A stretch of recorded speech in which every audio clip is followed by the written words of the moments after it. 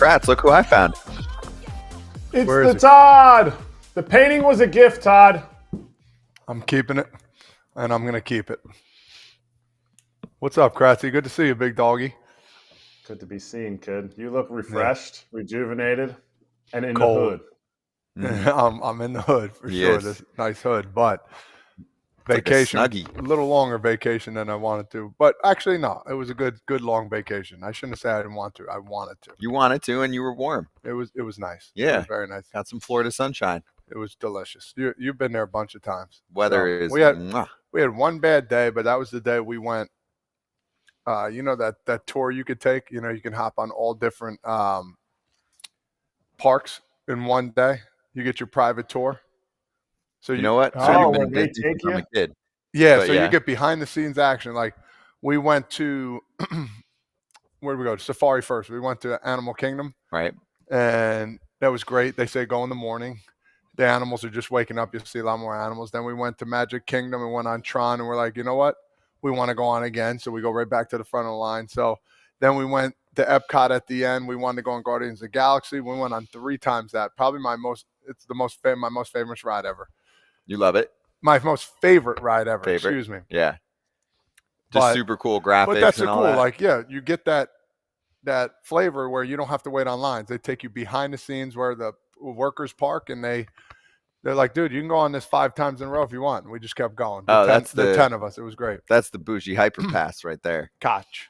Yeah. They have Yes. the 10 fast hours. pass, and then they got the Frazier pass. And the No, Frazier pass hey, got my man. anybody can get it though. Anybody can. You get can. it. That's true. 10 hours Uh, straight, 6 kids. It was nice. Anybody can get it. Todd, you got to hit some If you got- dingers. You got to hit more dingers than I hit to be able to afford that. Let's put it that way. Listen, I talked to the guy. I got his number for you. I got you a little hookup if you really want to go. The Frazier front of the line pass. I'll take it. Beauty. We're going to have some fun. Todd Father's on with us tomorrow as well. And we actually are going to have quite a few moves. It's the non-tender deadline tomorrow. So you'll see some players cut, some names that we know. You'll see some players traded away, including one that we're going to get to in a moment. Let's charge. Charging the mound. Multiple Braves moves. I want to start with Raisel Iglesias. The Braves opted to not trade him at the deadline. Instead, they keep him even though they weren't in contention. He pitches very well down the stretch, and now he's back to a team that's contending in 2026. 1 year, $16 million. This is a good barometer of approximately where the price will go for a closer like this. There are better ones out there, so they might be pushing 20 plus a year, but Mark Bowman helping us out with the final 45 appearances in 2025 for Raisel Iglesias, Todd Father. That is pristine. 1.25 ERA, 30% K percentage, 21 out of 22 saves in those final 45 appearances. This was him answering a question from a fan wondering if he would be a setup guy if the Braves land a legit closer. I think this is their closer for 2026, and they're paying him the same that they paid him in the previous season, $16 million to bring him back. One other thing to add before you comment is some think that he was more prone to signing with Atlanta because they kept him. Do you think that's a thing with players? I love this question because I'm sure it's in a lot of people's minds, fans and, other guys that have played. But listen, I've been a part of 6 team. Kratzy's been a part of a bunch more. I think you're more susceptible of trying to link back with that team. And I say this knowing that, 1, the relationships, and 2, comfort, just being comfortable. And I know when I was a free agent, I was a guy that basically said, hey, listen, we haven't got much offer these first month and a half. Let's go back to the teams that I was with and see maybe there's a connection there. Maybe I'll take a little less just to go back to there because I know the place. Yeah, it's just about being comfortable, about knowing your surroundings.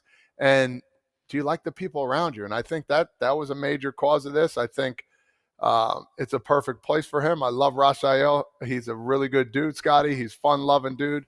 He can pitch. I know he's had some injuries over the years, but this is a guy, 1 year, $16 million. What happens if he does it again, what he did in the back half? You never know. Then he can get a bigger deal. But, yes, I think this is a great sign. The Braves keep doing this. This is like, deja vu all over again with this. Like last year, they were the first ones. They came out and got the right-handed pitcher from the White Sox. I'm just having a little brain fart here of who it was, but they came out and I think it was Lopez, right? Ronaldo Lopez. And we're like, man, what a great deal for them. So they're firing right now early, and they're going to be firing often. We'll see. Well, they kept Lopez. They got him a couple years ago, right? And then he had a great season. They kept him on. Point is, Anthopoulos likes to do his business early in the offseason. He wants to go on vacation. Mm-hmm. He wants that Frazier pass. He knows how much he wants to pay. And I don't know necessarily that Reisel's gotten, gave the team a team discount on this one. I just think your question, Scott, was, do you feel some type of way because a team didn't trade you? No. Like, I've been traded, cut, rehired, fired again, re-signed. Like, I've pretty much gone through every type of transaction. Like, I was pissed that the Brewers got rid of me in 19. I was pissed that they went and got Yasmany Grandal. Had the Brewers called me like at the end of 19 and when I was a minor league free agent in the middle of the season, I'd have gone back there. Like, while I was pissed at him, you still want to be in the big leagues. Raisel Iglesias doesn't have that issue. If he was, maybe he was mad he didn't get traded because he didn't get to go play in the playoffs. Like, sometimes guys would be cool. Like, hey, I'm fine getting traded. Like, we ain't going nowhere this year. Our team is Brutes Magoots. But so the whole feeling, I feel it's different when a guy's been with an organization for 6 years and then they're like, he left in free agency. No way he comes back. Or he gets traded partway through. You don't want your big-time free agents, which Raisel is not, to go and test the other waters, to go and see and talk to a team like, hey, what's this clubhouse like? What's your travel like? How's that different? Especially, when you have a guy that has to be re-signed for a decent contract. So I just think this case it's not the same case, but I'm sure there are people who would be like, no, I'm not re-signing back there. If they traded me, screw those guys, which, check your feelings a little bit. Check them out. Erik, do you have a microphone on? Yeah. You don't hear me? He does. Yeah, we just couldn't see it on the screen. Okay. We were just getting a question. No, you're good.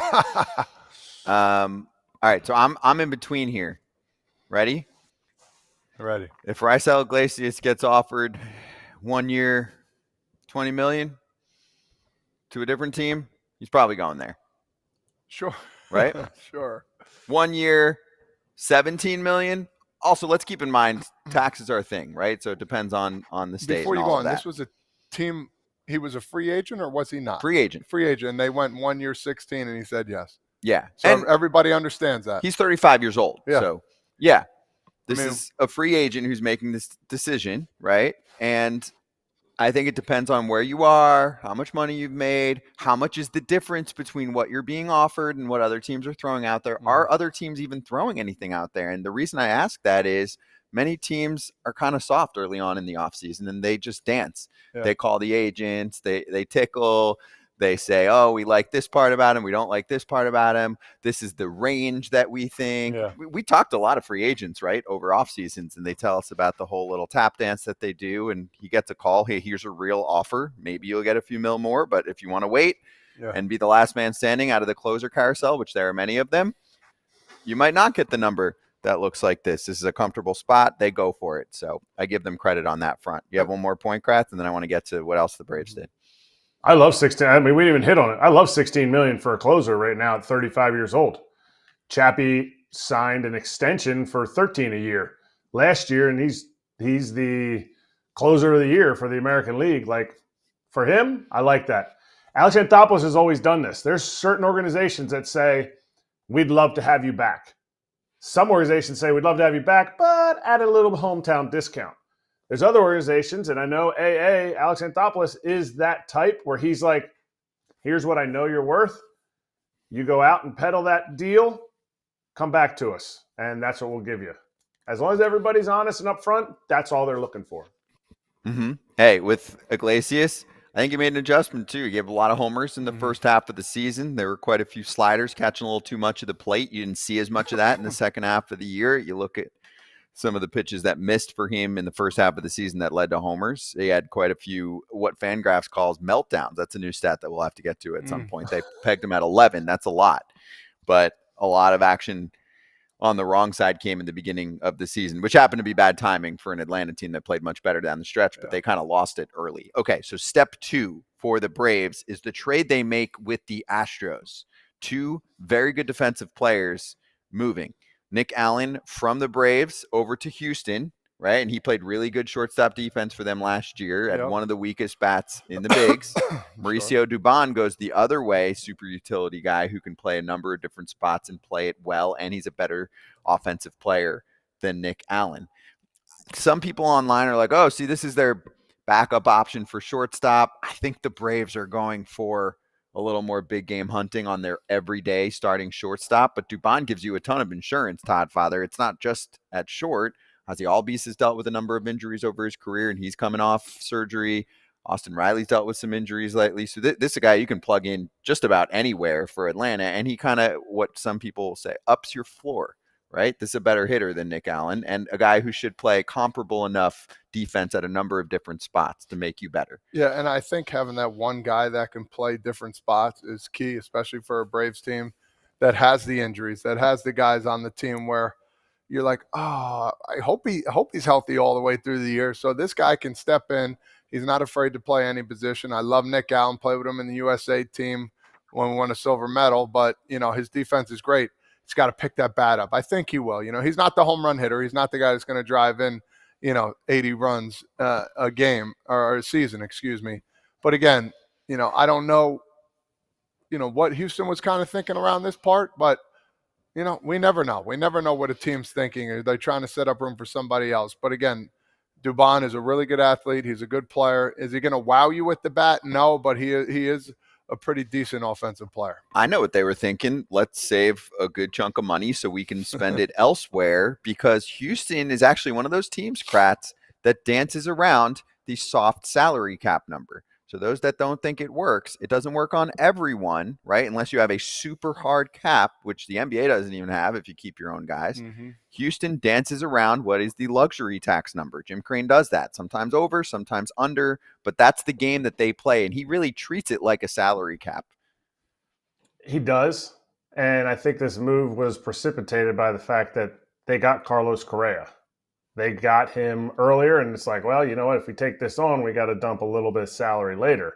So moving around the cap, or moving around the CBT tax threshold, as they want to call it, I hope it doesn't come back to burn them, because Houston's been there. They've been around that area the whole time, but they're paying some of their stars a little bit more. And when you have injuries and you're not willing to go over that cap, not willing to go over that threshold, sometimes you don't have the backup plans. And Dubon's not going to light the world on fire at the plate, but he gives you gold glove utility defense, which for the Astros, it kind of mitigated some of those injuries. It enabled him to step in and sit through there till their starter came back. But the Braves now have been a team that have dudes that play 155 to 162 all year.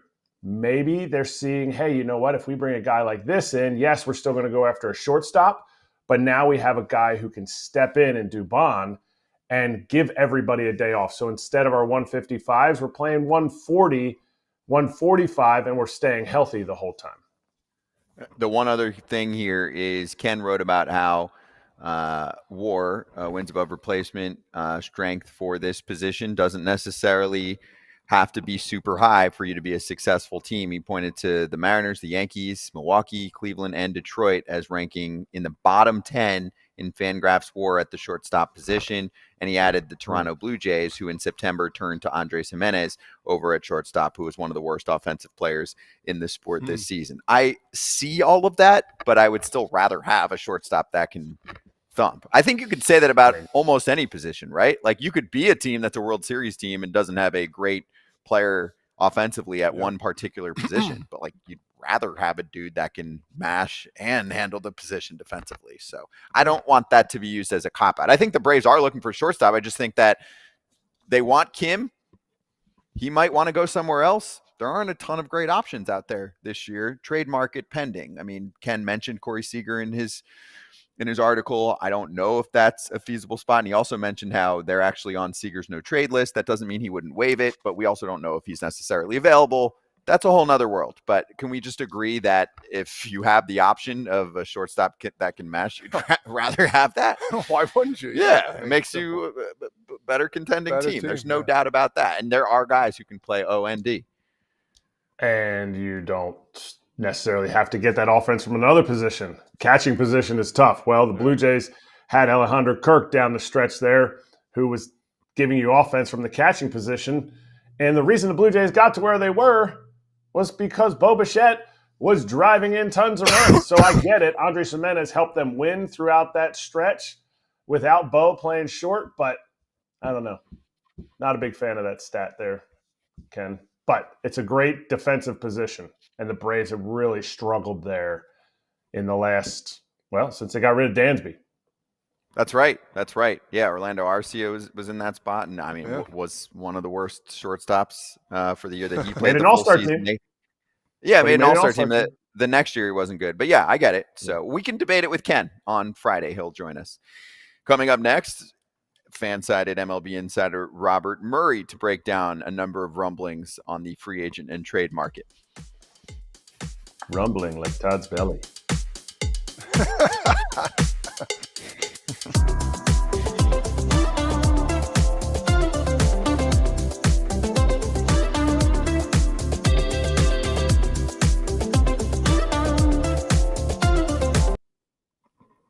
Hey, there were a number of rights agreements announced yesterday for MLB, so adjust your screens accordingly. 2026 through 2028, ESPN has the MLB.TV package. They also have 30 games, which I believe are all exclusive and can be flexed. They have the Little League Classic, a Todd Father special. NBC and Peacock gets Sunday Night Baseball, the Draft, the Futures game, and the Wild Card round. Netflix gets the Home Run Derby opening night and the Field of Dreams game, which returns. Fox and FS1 get the All-Star game, the World Baseball Classic, and a number of playoff rounds, including, of course, the World Series. TBS getting the LDS and LCS on the other side of what Fox gets, and then Apple Fridays. So there's a lot there. If you want to sort through it with us, we will do that tomorrow with someone who does this for a living, and that's Andrew Marchand, who covers sports media for The Athletic. Nice. That's a lot. We still get Todd Father, Hey, Mr. Little League. I know. And I know the Little League is a whole nother entity, which is great. So that'll be on ESPN at least till 2030. So nice. World Series. But it's good to have the Classic paired with Little League. You're always out there for that. And how cool is it when all the big boys show up? Oh, it's great. It's a great event, and it's thrilling for the kids. You know, whoever wins the game, it matters, of course. But at the same time, for the kids to have that experience, it's truly incredible. But yeah, this is a whole big ordeal. I know we're going to get more into it tomorrow, but there's a lot of changes going on, and better get them apps out, boys. Yeah, baby. There's a lot to look at, a lot to pay attention to. That's it. There's a lot of different channels. Hey, where's the Phillies game on at? Why isn't it on NBC Sports Philadelphia? What's the deal? I hate it when it's on this. I hate it when it's on get with the program. It's okay. I'll never watch it when it's on that one. Nope. Oh, really? Well, then you're just not going to watch the game. I mean, that's just the state of sports right now. The only part I always laugh at is at one point, I'm paraphrasing, Manfred was almost acting like he's like testing out all these spots. It's like, you're not testing out the spots. You're just getting the best deal, and that's okay. I mean, he sometimes talks about rev. I'm like, just tell it like it is. You don't want it to be on 90 different places, but you're going to sell it to the places that make sense, and that's fine. I'm fine with that, and I think people know that. But acting like it's like, oh, we just want, one appetizer on the menu. Never. Like we want all 10 on the menu from each spot because that'll please our palate. Come on. You're making me hungry for Thanksgiving. How this works. Yeah. Todd's tummy's rumbling again. Dang. Belly.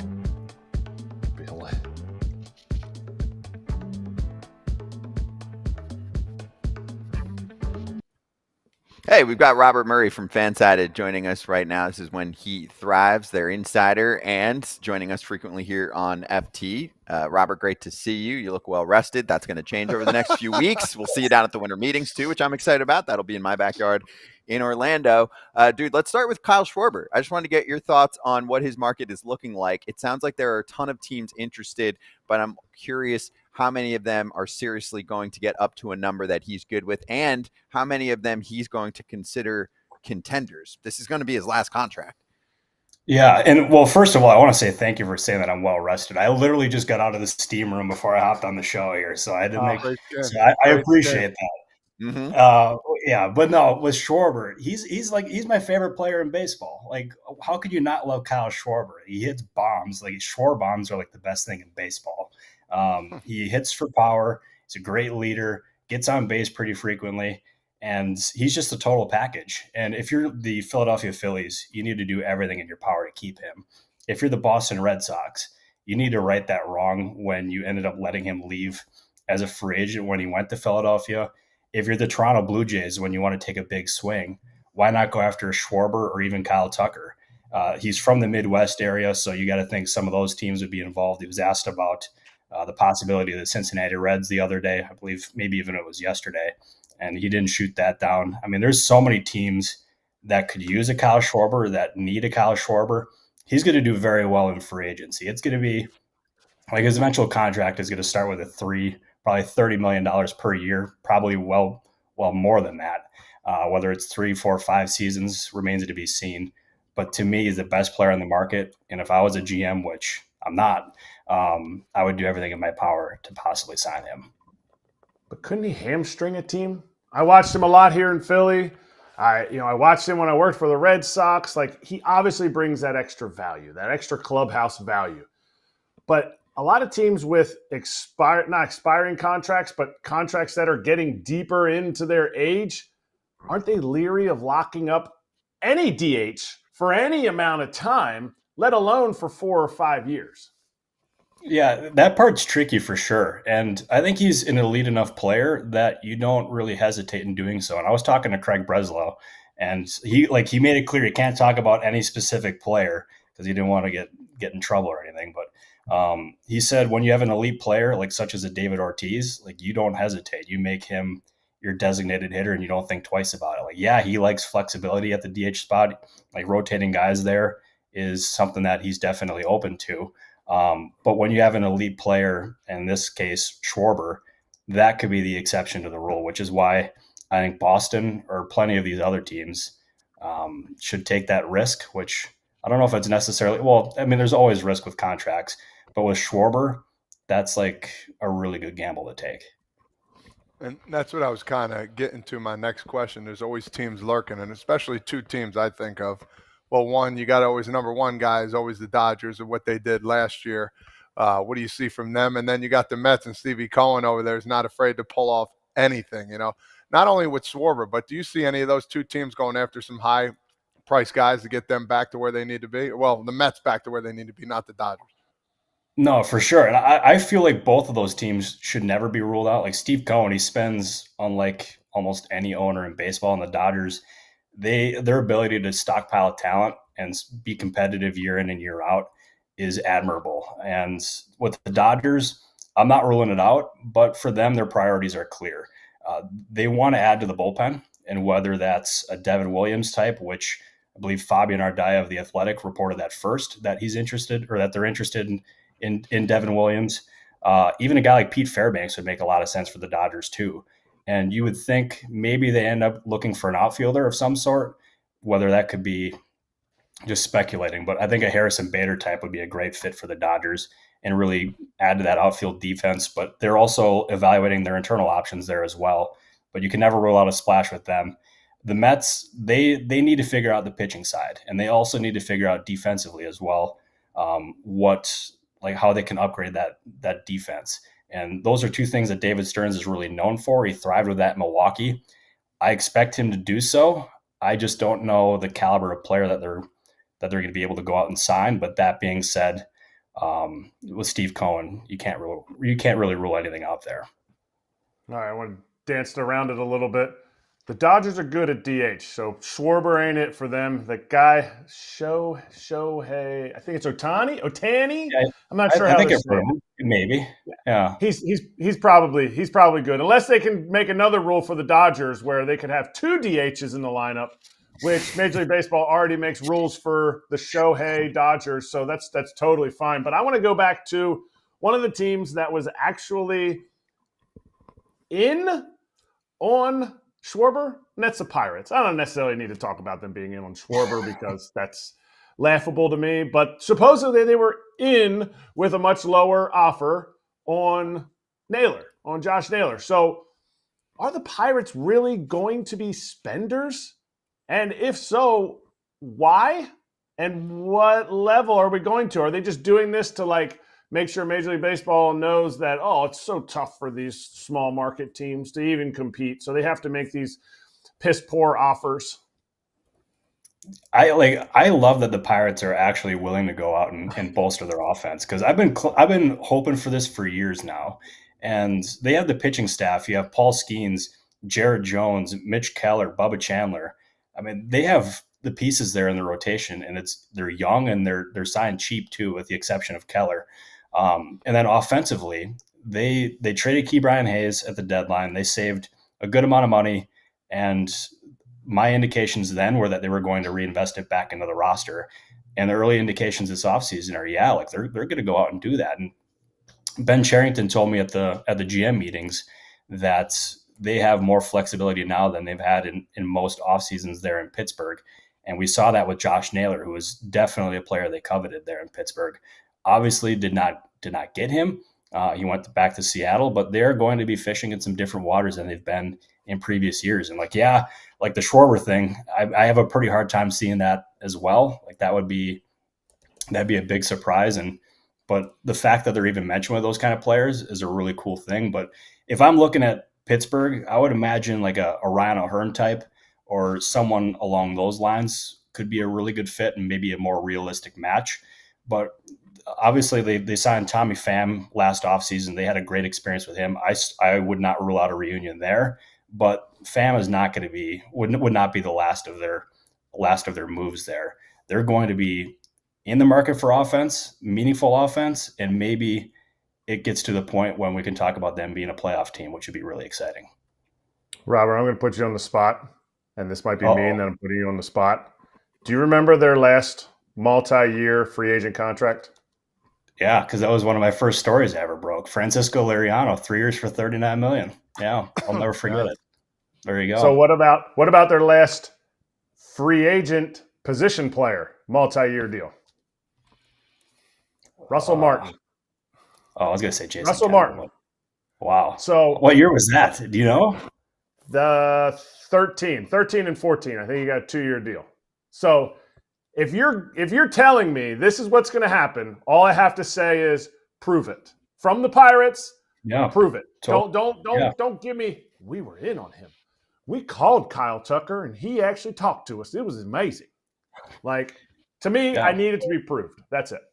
No, I totally agree. Like, talk is cheap, but this year they seem more serious about it than they have in previous off seasons. So, like, we'll see. I'm more optimistic about it, but yeah, the proof is in the pudding, and you gotta talk the talk, you gotta walk the walk, you gotta do all that stuff. And I hope that happens because Pirates fans deserve a playoff team. They are a very passionate fan base, and they are constantly hitting me up asking, like, what's my team doing? And hopefully this offseason I can say they're doing a whole lot. So we'll see. I want to go over a little more to the right side on the East Coast here, talk about the Yankees a little bit. Jazz Chisholm, really good player, 30-30. What do you think about him signing back with the Yankees and moving forward with that situation? I know the Yankees aren't usually the ones that hit right away, but what do you think about that? Yeah, if I was them, I would definitely explore it. Like, he was an all-star last year. He's a tremendous player. He's really been a great fit in New York, and you talk to people around that team and they love him. And Brian Cashman did not shoot down the idea of a possible extension when he was asked about it at the GM meetings or on a conference call at the GM meetings. But they typically don't extend players before they reach free agency because Cashman prefers his players to reach the market so they can establish their values there. But he could be an exception to the rule. But that being said, he's a year away from free agency.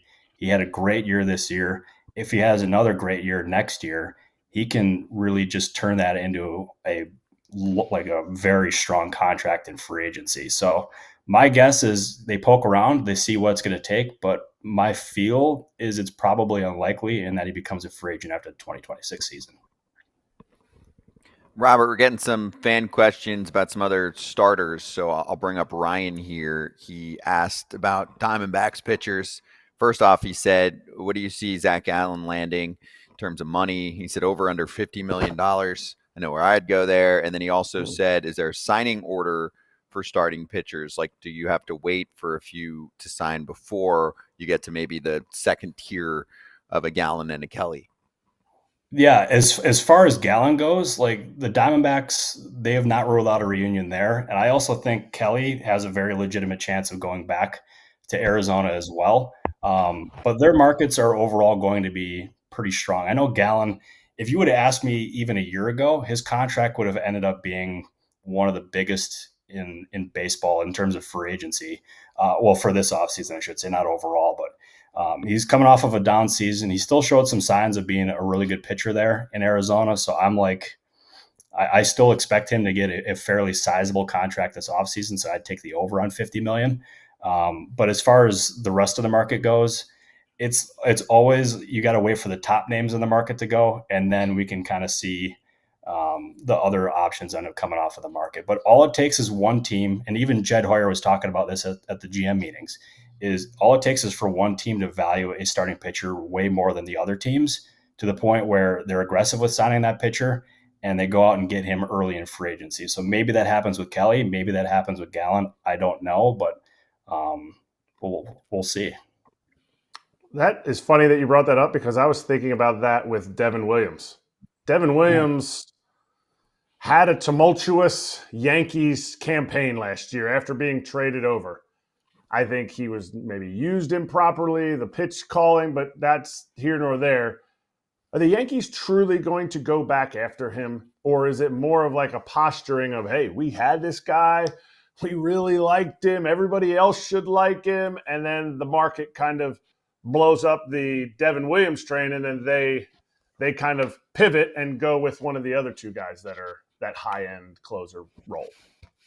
Yeah, I mean, I think their interest in keeping him is sincere. But if you look at it, there's so many teams that have been connected to Devin Williams already. We've got the Red Sox, the Reds, the Dodgers, the Marlins, the Mets, Tigers, and Giants. Like, I believe those are all the teams that have been linked to him in reports. So, like, that's a lot of teams that are in the game right there. And like, he obviously did not have a good go of it in New York. Like, that was a really tough season overall for him. And my thinking is that a change of scenery would be really good for him. And maybe it's going back to a smaller market, or maybe it's going to even the Dodgers, or it's going to just going to a different environment where he has a chance to write a new chapter. And because you caught him in Milwaukee, didn't you? I did not. I missed him. I did. Okay. That's my bad. But yeah, like he's one of the most talented young pitchers in baseball. He's going to bounce back. Like, I'm going to bet on the talent and just bet on his overall success. And wherever he goes, like, I count on him being way closer to the version that he was with Milwaukee rather than what he was in the Bronx. One more for you, Robert. At the finish line, we've got the non-waiver, or not the non-waiver, the non-tender deadline coming up tomorrow. Is there anything that we should be on the lookout for over the next 24 hours? I mean, Dubón looked like one of those deals where Houston wasn't going to keep him, so they end up moving him and getting Nick Allen for some infield depth. But anything else to keep an eye on in terms of trades or a big name that could get cut? Yeah, there was one name that I thought could be possible, but I kind of had some cold water thrown on it, was Jason Adam with the San Diego Padres. He's got a bigger salary. He's coming off of I believe a ruptured quad. But his recovery is going very well, and I have not gotten any indications as of this point that he is a non-tender candidate. I mean, we'll see, but like, my feel is especially with Robert Suarez now a free agent, the Padres are going to value him, and he would make more in the open market than he is on his current deal. So I think he's probably safe. The other team, like if you would have asked me this question yesterday, I would have definitely said Mauricio Dubón. I had a pretty good idea he was going to Atlanta, but I could not get it across the finish line, which that's kind of sad. But Houston is definitely a team that is trying to shed some payroll so they can add to the rotation. So I wonder, or just add to the pitching overall. So I wonder if they can end up being a candidate there where maybe a guy like Jake Myers or someone along those lines can end up being a candidate for a trade. So we'll see, but those are a couple that I've kept an eye on. But again, I don't expect Adam to get non-tendered. Didn't you break the Raisel Iglesias news? I was right there with the Braves. The Braves are tough, man. Like they run a pretty tight operation there. But I did get Ryan Yarbrough though, so we're on the board for the offseason. There we go. Yeah, and that's exactly how the Braves operate. What Erik is doing right there. That is right. Undercover Braves, but don't overlook that the left-handed pitching market is going to get paid. Right, even a guy like Ryan Yarbrough, I think that's a bump from what he was making previously. Robert, good stuff, man. Thanks for coming on. Good to see you again. And we'll catch you after your next little, your steam room session. Yeah, steam room. I feel like $1 million. You say I'm well rested, so it's clearly it's working, baby. But I appreciate you guys as always. You're the best. Yeah, you too, dude. Birds. You too. We'll see you in Orlando coming up. There you go. As Kratz said, go Birds, baby. Good luck. Thanks, Robert. Hey, you can check out Robert's work in Fansided and give him a follow if you don't already. I'm sure you do.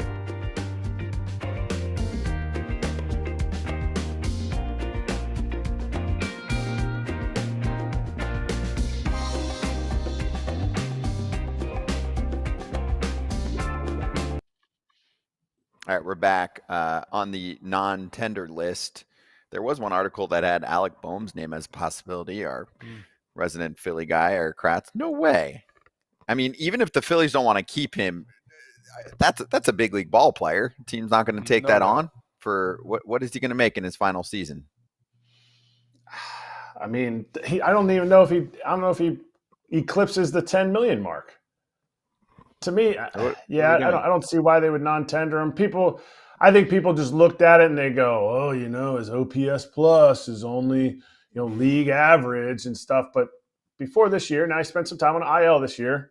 He was back-to-back 97 RBI seasons. Like, you don't need all superstars in every facet of your lineup. You need dudes that can do some other things. And, his defense is continually improving. Like, I'm giving Todd's third baseman love here. Like, keep that man around. Yeah. He might get traded, but, I mean, I think he's going to be okay on keeping his job. Hey, we'll see that. Deadline tomorrow. Bless you. But from what I heard, might not be on tomorrow because I might be sick. Bless you. Dude, I don't know what it is. The weather changes and I become this unnatural human being. Todd, you're sick all the time. You have a cough, a sneeze, or your face just looks swell. But Bohm, all the stuff about Bohm getting traded, like last offseason, it wasn't the Phillies trading him. It was teams calling for him. Like, and everyone's like, oh, they hate Bohm. He had that temper tantrum. He got sad at the end of the year. Other teams were calling for him. So they're not just getting rid of him. They're not just giving him away for free. I know a good show that has more on this. It's called The Philly Show, bottom left corner of your screen. One other quick question I didn't get to from Mike G. It was a little in the weeds. He said, Refsnyder seems like the perfect left-handed mashing fit to platoon with Owen Casey in right field in Chicago. Keep Say at DH. Any rumblings of this? Yeah, I could see the Cubs dancing like that. We got to wake up, Kratz. The Cubs doing boring things. How about Owen Casey playing every day? Can we let the kiddo play every day? Mm-hmm. Yes. Okay. His ability is to take the ball to the opposite field. I don't care if it's left on left, right on right, whatever your issue is, like platoon. Cubs shouldn't build a platoon. They should build a team that will mash the entire NL Central. So cool, awesome. I hope they get Rob Refsnyder because Rob Refsnyder is a good player, but jeeper days.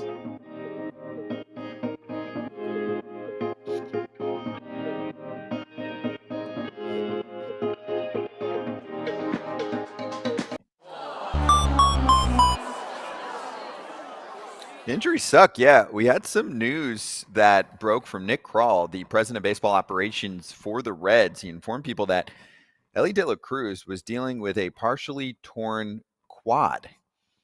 And that sounds pretty significant given that his production dipped off significantly in the second half of the season. He had a long power drought. His defense wasn't as sharp. Exit velo numbers not as good, right? Almost everything was down across the board, not to mention stolen bases, 67, which led baseball in 2024, Todd Father. He totaled 37 stolen bags, and he played a full season. He didn't look the same, and this does help to explain what the problem was.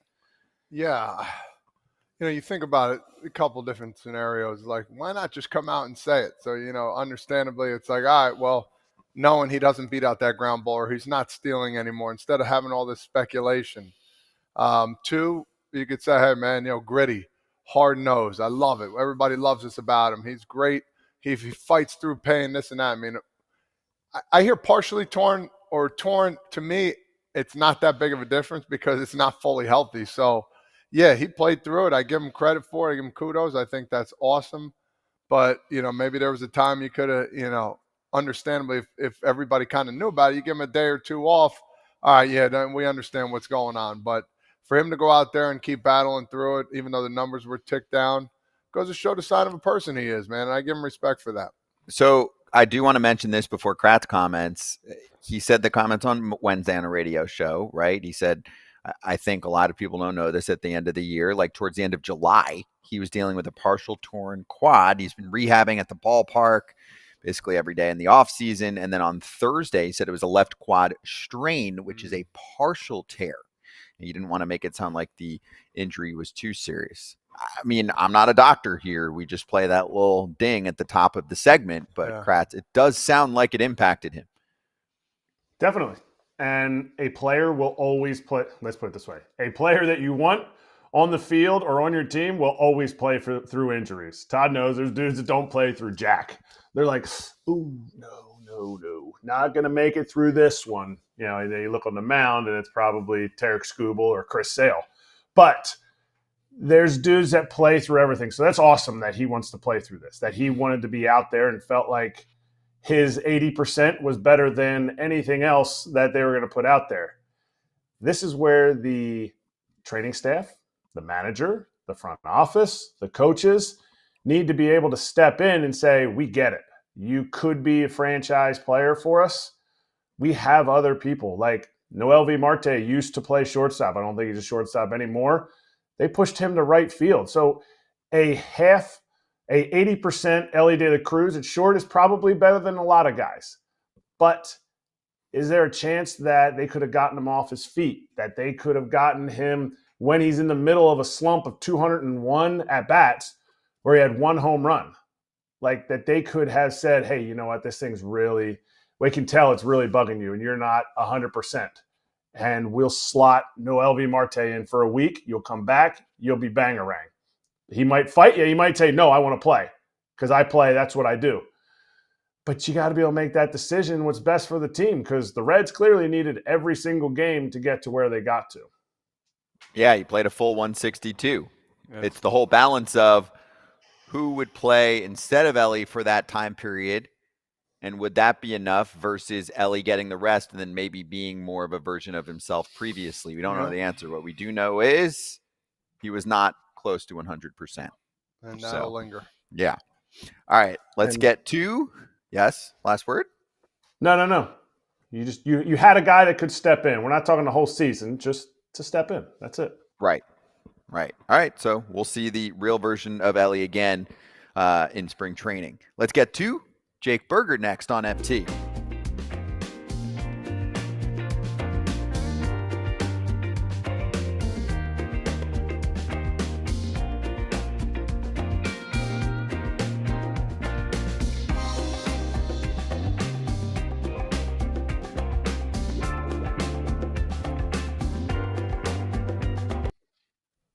Todd Father, your boy Buster Olney tweeted this in the morning from a high-ranking executive on the Tigers strategy regarding Tarik Skubal. they could wait and be pretty confident they'll get as much in trade return at the deadline next summer as they would now, assuming there's no injury. He's got that kind of impact.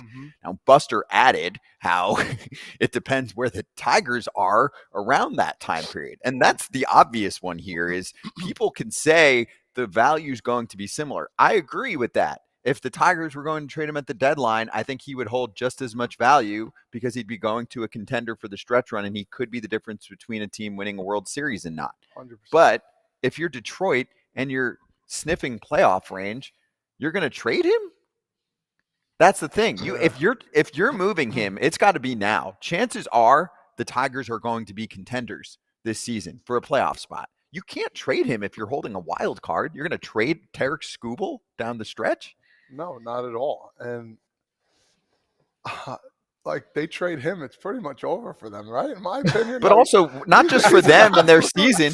What about for your fans? Hey guys, we rebuilt for a while. We've had a nice little 2-year run of the postseason. Now we're in position for a playoff spot again. Whoop, rugged you trading Skubal. That doesn't make any sense. You can't do that. It's a hard decision. You have to do if you're going to do it. You have to do it in the offseason. If you're a team that's wishy-washy or you might not be good, you can wait. They can't wait. They're going to be good. I would say they're going to be one of those better teams next year. So yes, of course, you're not going to trade them if they're in a playoff hunt or one of the better teams in the division or whatever, what have you. If they're going to be in the playoffs, it's like, oh shoot, maybe we should have traded him empty. I mean, does Skubal like it that much? He'll come back. I don't know. I don't see that, but. Yeah, I think Buster has a point here. It's now would probably be the best time to do it. Yeah, if you're going to do it. If you're going to do it. Otherwise, here's the thing, Kratz. You're just holding on to him, and you're getting the compensation pick after the season ends if you guys don't come to terms on money, which he's definitely going to hit free agency if he stays with the Tigers. And it's funny, we're talking about him. He's going to join us in like 45 minutes or less, actually, on the show. So we'll get into a little bit of this. He's probably sick of hearing about it, but no, you can't trade him in the middle of the season. No, teams want that qualifying offer. That's the value that he has right now, too.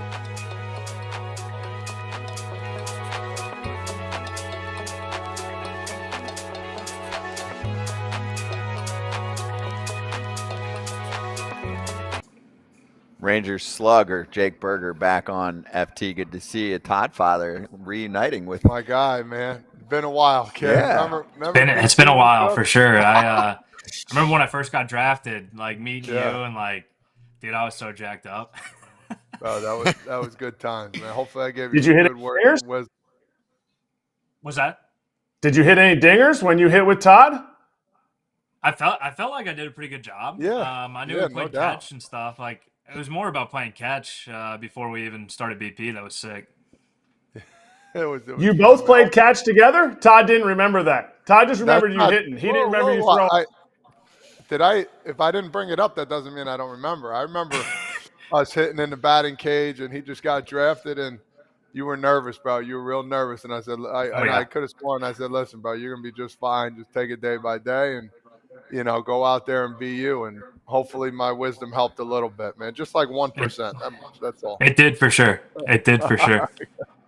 Good stuff. Jake, do you remember anything else from that encounter? Like, did Todd give you any wise words? Or anything no, I remember Derek Holland giving me some crap, saying I'm just another bonus baby here and all that. So that was that was fun. No, it was really cool. Like I got to talk to TA for a while on the field too, and so like chatting with him and then playing with him, and it was just really cool to kind of have that full circle moment, and then. Obviously, Fraz looked up to him for countless years, and so it was sick to meet him for the first time. Wait, I know we're hitting this a little bit too long here, probably, but did you get to hit on the field? Did you get to hit in the turtle on the field? Yeah. Did you step in? Did you step in and worry about swinging and missing? Oh, 100%. And then I had to do the first pitch that night, and I'm like. I cannot blow this. And it's first time on a big league field, on the mound. I'm like, oh my God, these fans are going to hate me if I don't throw a bullet here. So, which was tougher? Which was more nervous?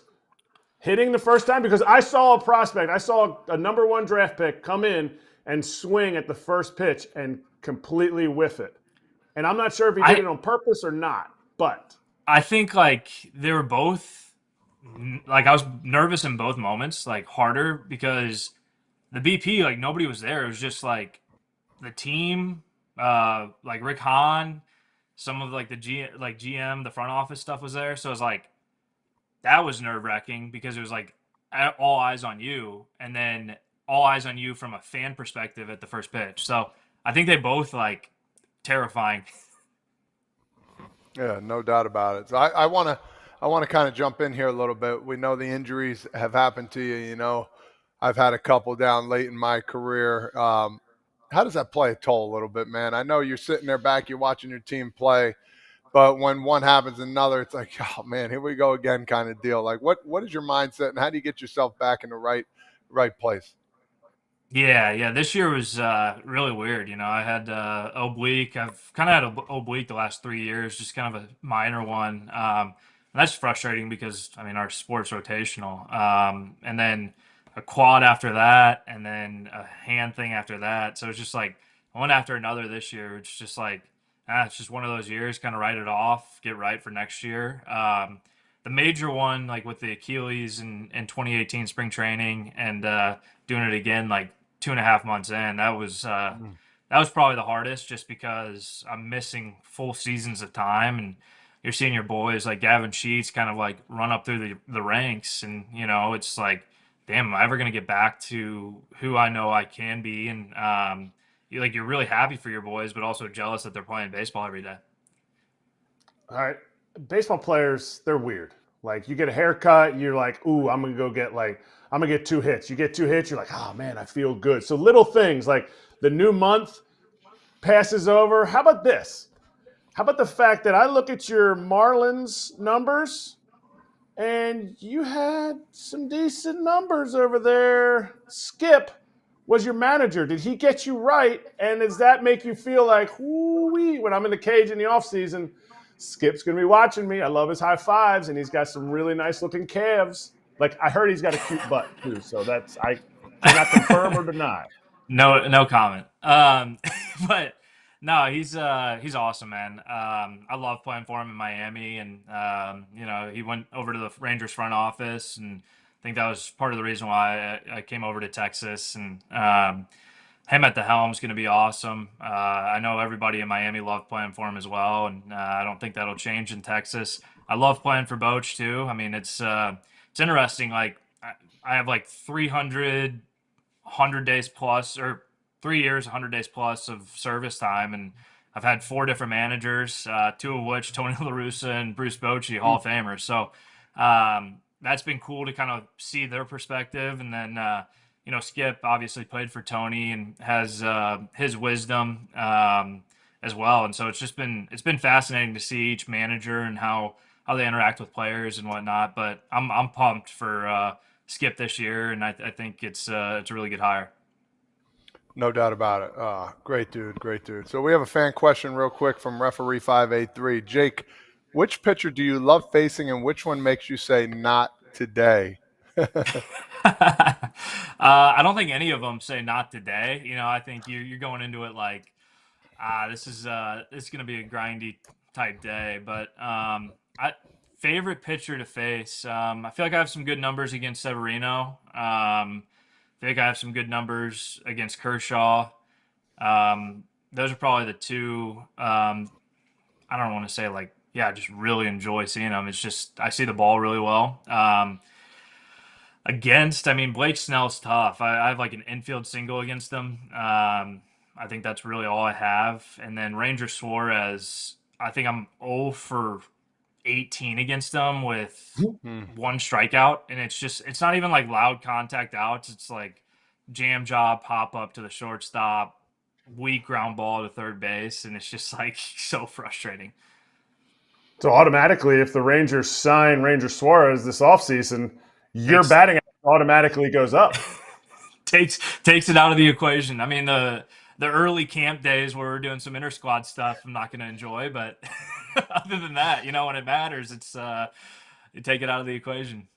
You don't want to face Ranger on field 3 when you're trying to get yourself right for the season. One of the things we heard was Rangers in 24 really struggled with the four-seam fastball. So they went out and got Jock Peterson, absolutely waffles them.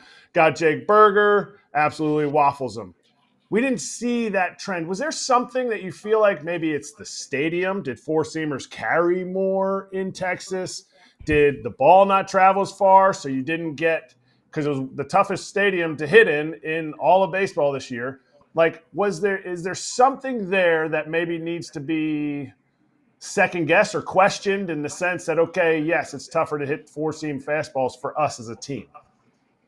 I don't like making excuses. I'm sure the ballpark had some factors to it. But I think this year is just guys injured, kind of frustrated with their performance in the first month, and then you start pressing a little bit, and you start kind of lunging forward and not staying in your correct positions, And so that's kind of how I viewed it for myself. Have a bad first month, got sent down for 10 days for a little reset, came back up, played well, and then kind of went on that injury train there for a little bit, and just never felt like I could get into a full groove where I'm doing what I do best, which is, battling at the top of the zone and crushing balls at the top of the zone. So that's my personal experience with that. I think the ballpark played really weird sometimes, but I don't really like to make excuses for myself. I think it's something to address over the offseason and then get it right for next year. Tell us about the Lucky Classic. Tell us about about the Burger Family Foundation. Because it was just on what day? Sunday? Sunday.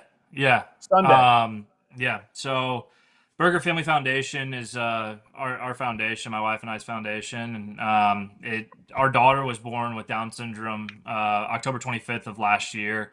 And we wanted to use our platform for good. So we wanted to give back to the Down syndrome community because they embraced us when we got the diagnosis. And we thought the best way to kind of kick off a major event was have a celebrity softball game. We had a ton of big leaguers out there, a ton of ex-big leaguers out there, a ton of country stars, some social media presence stars, and then my favorite part was the honorary celebrities, which were some adults with Down syndrome, some movie stars mixed in there too. So getting to see that come together, and my wife's a rock star for basically planning the entire thing. And we're just so grateful for everybody showing up and all the sponsors kind of helping us out as well. I mean, your wife must be famous. How on earth did you get that many? I mean, if we look at, I'm just going to read the list that I have here. Brent Rooker, Bryce Harper, JT Realmuto, Corey Seager or Kyle Seager, because it matters. Corey. Okay, good. Okay. Vinny Pasquantino, Brandon Lau, Chris Bassett, Brian Reynolds, like Diekman was there. Jake Diekman was even there. Like how does she know all these people? You get traded and she makes friends? Yeah, she's got friends everywhere. I just talk to the guys on the field, but she meets a wife here and there and becomes really good friends with them, and it was awesome. Absolutely floored by the presence there. Just having that many big leaguers there is just incredible, and a lot of them flying in from out of town to Nashville. Obviously, it's a destination city, but it's no easy feat to want to leave your couch at the end of the season and come out and do something like this, especially on a baseball field. So we're really grateful for everybody. Wait, destination town, Nashville. So are you part of the Bring Baseball to Nashville group that's getting together? Because I think there's some Charlotte people. I feel like they're gonna. It makes too much sense to bring a team here. I have no idea what the particulars and the details are of it, but I think it's one of those cities that is constantly growing. I mean, you drive downtown, there's 17 more cranes than there were the year before. So it's just growing nonstop here, and a lot of bachelorette parties where people make a weekend out of it down here. So it'd be cool. I like that. That's a good list. Yeah, it is. You see that stacked list? That was really nice. Really nice. Yeah. Well, Jake, thanks for joining us, man. Of course, goes without saying.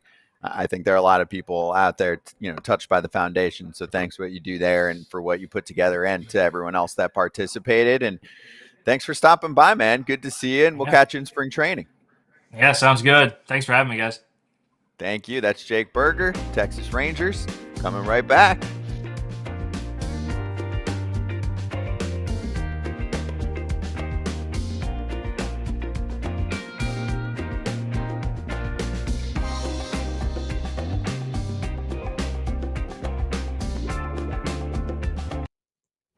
Texas native and now Angel Grayson Rodriguez was asked if he'll be ready to pitch a full season. His response, absolutely.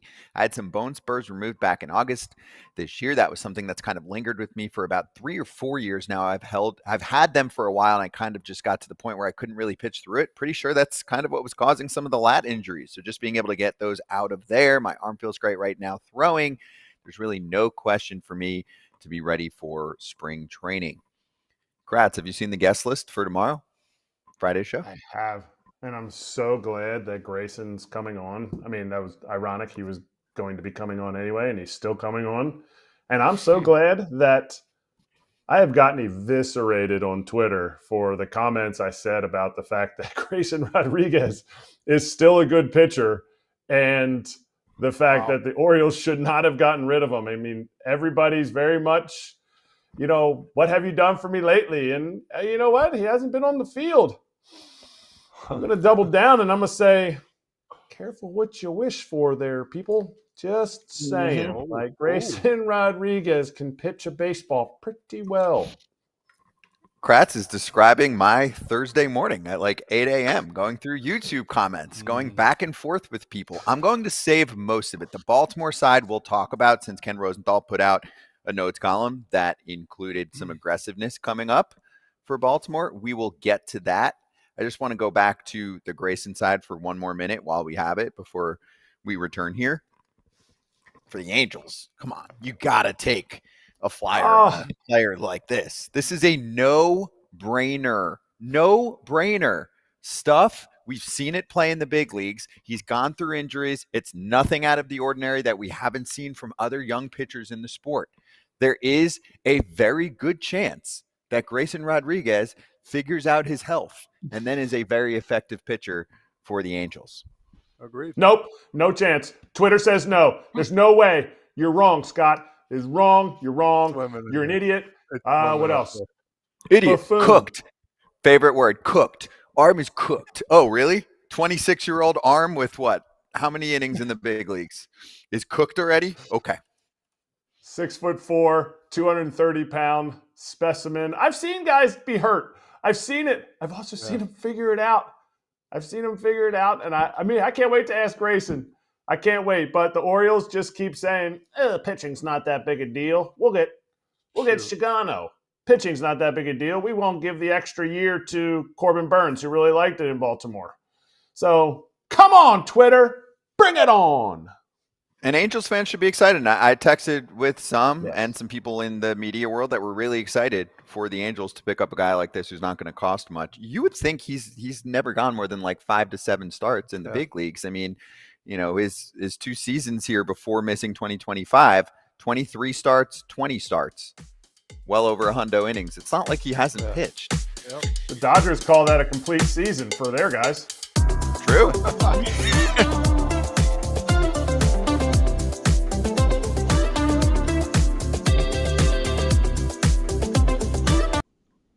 Hey, Geoff Pontes joining us, and a last-minute join because we got some news before the show started that there are more players from Japan being posted and available as free agents to sign this offseason. You can catch Geoff's coverage, of course, in Baseball America, baseballamerica.com, on Hot Sheet with me every week on that show on the BA YouTube channel. Geoff, great to see you. I'll get right to business here. Akamoto is getting posted by the Yomiuri Giants of NPB. There are some people that think that he has a significantly higher floor than Murakami, who's the current big name that is going to be signed by a team this offseason. Your thoughts on him?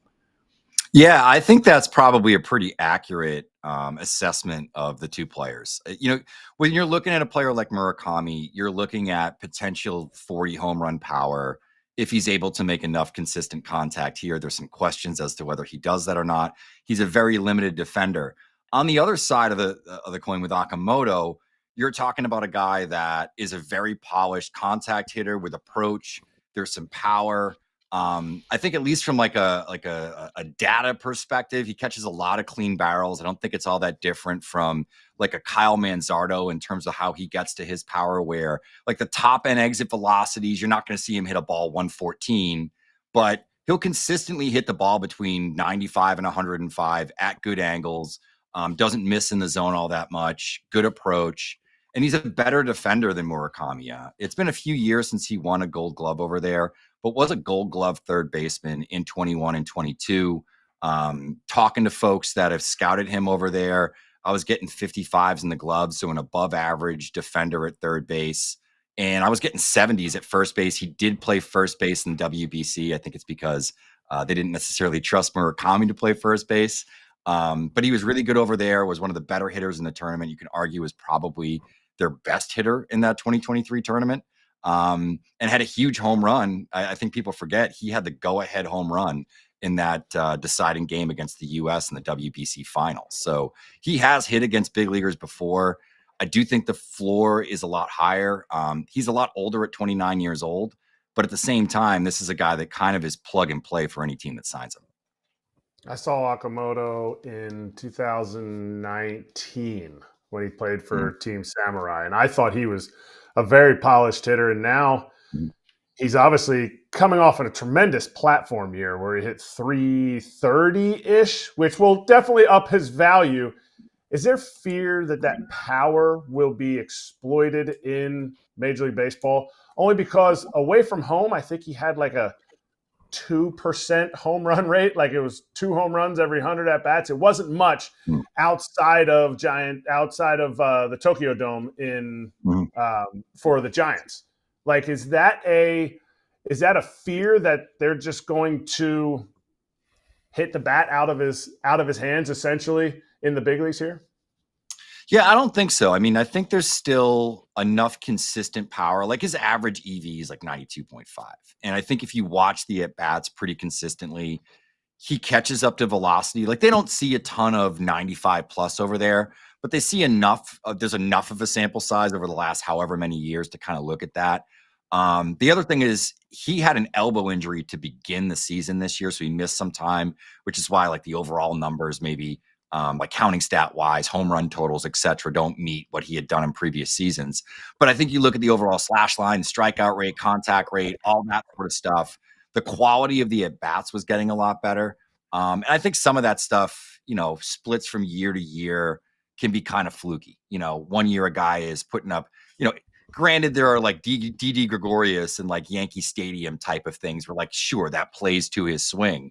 He has enough power and enough skills that, yeah, I don't think he's going to hit 40 home runs like he did in Japan over here. But I think putting him in that like 18 to 25 bucket with like a 275 average and good on base percentage, you can play him and expect above average or better defense at both infield corners. Like it's a pretty valuable player. I know Murakami's gotten hit with the, he might struggle against high velo. I actually was looking at Okamoto. Yeah, hitting better lately against high velocity. Just trying to make comps here back and forth since Murakami's getting so much attention. Do you think there is any chance that Okamoto actually ends up with a better deal? I know Murakami's younger, but maybe more of an average annual value to what he signs, or Murakami is still more coveted in the market? I struggle with that because I think when you're looking at just the player like in a vacuum, like the next 2 years, like you probably do prefer Okamoto. But I do think the age difference and just we know how that impacts models in the draft, let alone in free agency. There just aren't a lot of guys with 80 raw power and the ability to consistently get to it with some track record against higher level pitching. Not a lot of those guys get to the market very often. So I think you're going to see more years with Murakami. The annual value might be a little bit closer than people expect. I still anticipate Murakami getting more. And maybe this isn't something that fans necessarily want to think of, but I do think when these guys are signing over here, there's almost like a marketing factor to it. Like you're getting yourself into that Japanese marketplace that we know can be incredibly profitable. And, a guy like Murakami, I mean, his nickname is more or less like God over there. So I think he's one of like the 3 or 4 biggest stars in Japan. So there's probably like some of that coming into it too, that his dollar and his ask is probably just going to be higher. So for Okamoto and Murakami, who do you think, like what teams do you think are going to go after both of these guys? Is there any teams you have in mind, or is it like, hey man, they can work out for any team right now? I think there's obviously a lot of teams that these guys would potentially be a great fit for. I wonder about Okamoto maybe being a potential Red Sox option, just based on where they're at with the third base position. I don't know how much they necessarily believe in Marcelo Meyer going into next year. They could. It's going to depend on whether he can actually finish a full season healthy for the first time in his life. That hasn't happened yet. So I don't think that's an absurd one. Certainly, I think the Yankees could be in play on either of these guys. We've heard the Blue Jays kind of kicking around some of these names. The Rangers are always in on these guys. I've heard that the Dodgers are out, but we also hear the Dodgers are out, and then 2 weeks later, all of a sudden, they're in the running. So I think there'll be I would be surprised if at least half of the teams in the league don't take meetings with these guys. And it's kind of the same with Tetsuya Amai, who's the top pitcher that's coming over.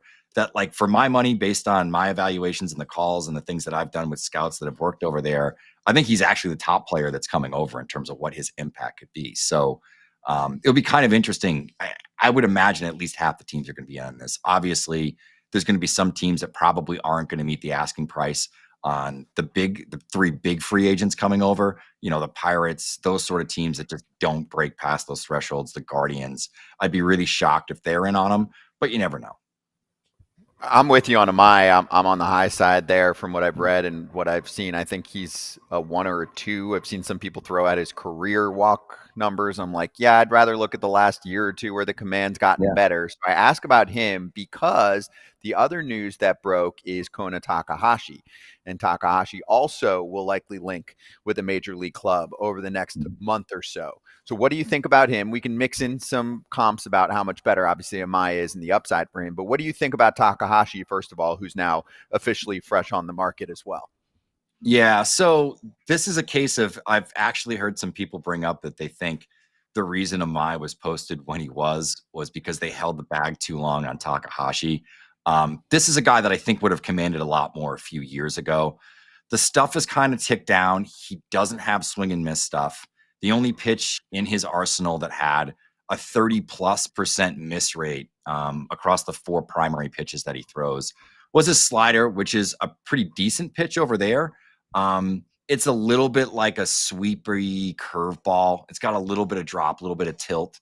So like when I look at a player like this who throws 93 miles an hour, doesn't ride it a whole ton, doesn't have interesting release traits, a lot of it is pitchability. And historically, we've seen players like this come over from Japan and typically not have a lot of success. So, I don't know how much money he'll even command, if it might be a short-term deal, maybe, a couple of years. I'd be surprised if he's anywhere even in shouting distance of, Okamoto, Amai, or Murakami. Okay.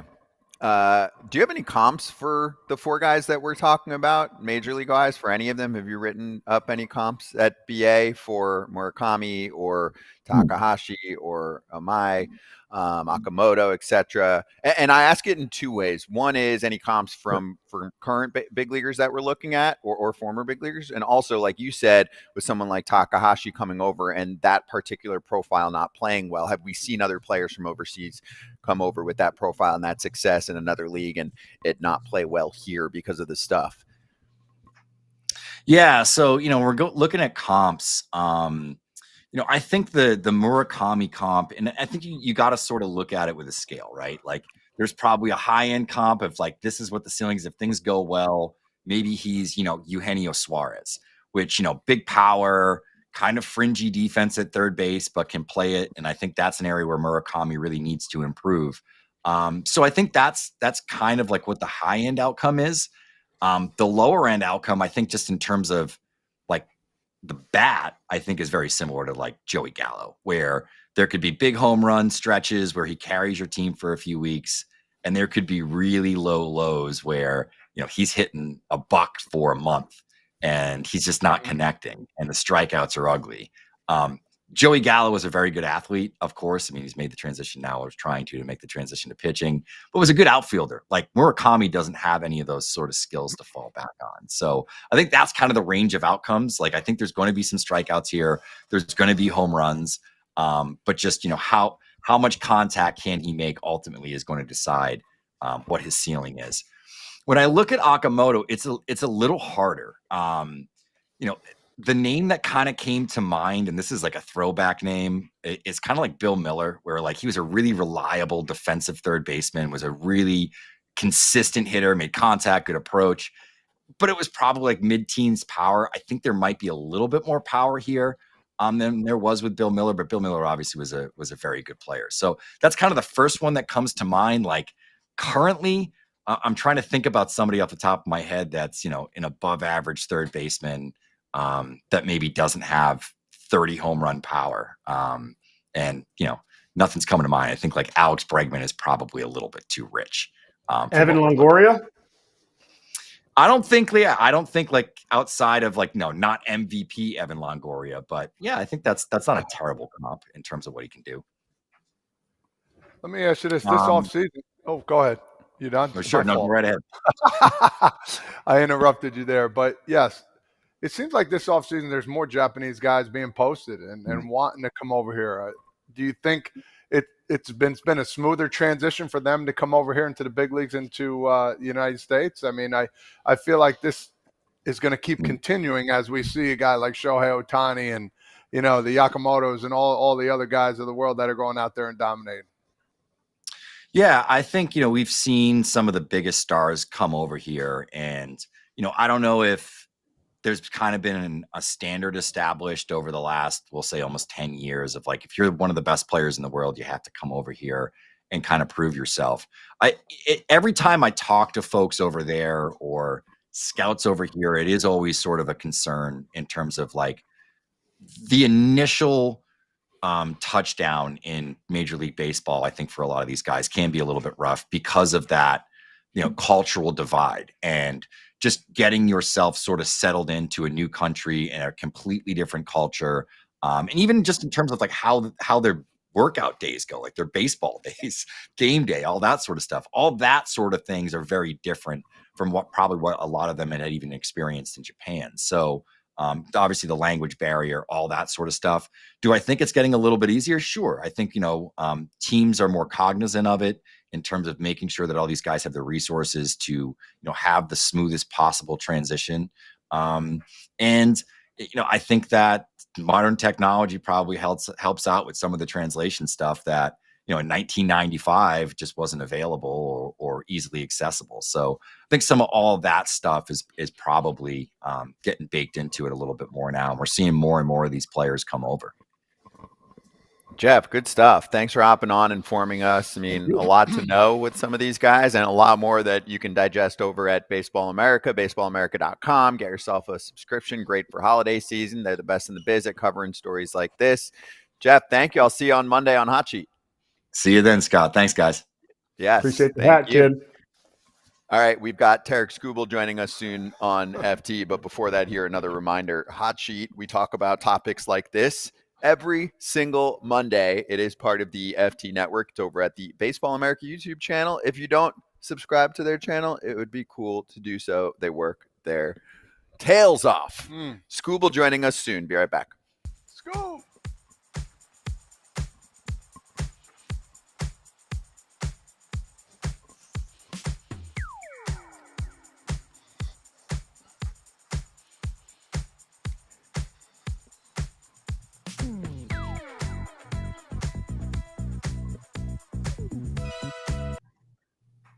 Hey, we're back. Do you guys, I'm going to bring something up from the chat. Do you guys ever hear a baseball name who didn't play that long ago and you're like, oh my gosh, I forgot about his entire existence? So I just saw one in the chat. Erik. Yeah. Yasmany Tomás. Do you guys remember Yasmany Tomás? Oh, Diamondbacks got probably like $30 or $50 million. Yes, he signed early too, right? He's a Cuban guy, I think. Okay. I love playing that game. I love playing the. Do you remember? I even played that game from like college. Like, who was that second baseman that transferred in our sophomore year? And they're like, oh yeah, Jimmy Pollard, and you're like, what? What a name! I love that when guys do that. Like Sussdorf, guys that get called up for like one day or something like that, and they play one big league game. Like Todd doesn't remember those guys because he's not a good teammate. I remember them all, man. I remember those guys. All. But remember, we got an influx of Cuban talent, right? Like we had a real golden era to an extent of Cuban talent. No Jose doubt. Puig in his prime, Cespedes, right? Go down the line. So, and hey, there were some misses too. Rusney Castillo for the Red Sox. But Tomás, 6 years, $68.5 million was his contract out of Cuba. Look at that. And then, the career lasted 4 seasons, really played less, about 2 seasons worth in terms of games played, and was a bat. And I had 1 year where that bat was above average and he hit 31 home runs, but that was it. League figured him out. Dunzo, last game was, I think he made 6 plate appearances in 2019, but really it was 2015 to 2017. Just a blast from the past. When you see that in the chat, I'm like, we should make that a part of one, like every couple days. Remember a random name? Just bring a random name up? Yeah, I like that. Remember him, and then you just chat. I would love that, and then we could like rack a bunch of them in a playlist on YouTube. Remember me. I'm in. I'm in. Cubans, something that's fun about Cuban players, they always smell so delicious when they come into the box. I mean, I played against a Cuban dude that sprayed the bottom of his cleats before every game. That didn't smell like stinky? Bottom of his cleats, not inside his cleats, the bottom. I asked him to smell them one time when he was in the box. You're sick man.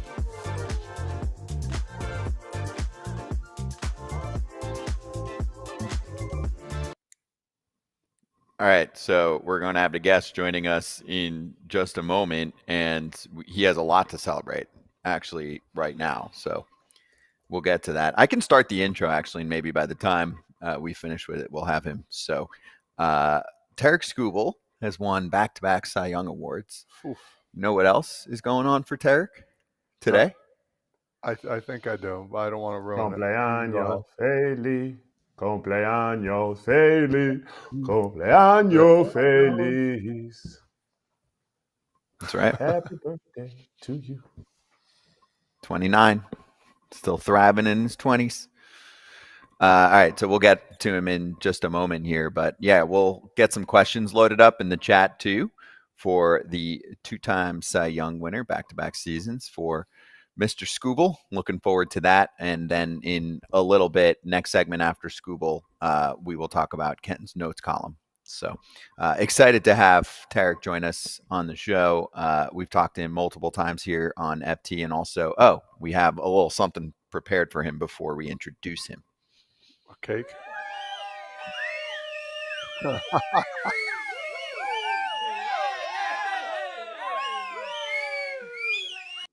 Live studio audience today. Wow. Tarik Skubal, back-to-back Cy Young Award winner, joining us right now. Happy birthday, man. Thanks for joining us. How you doing?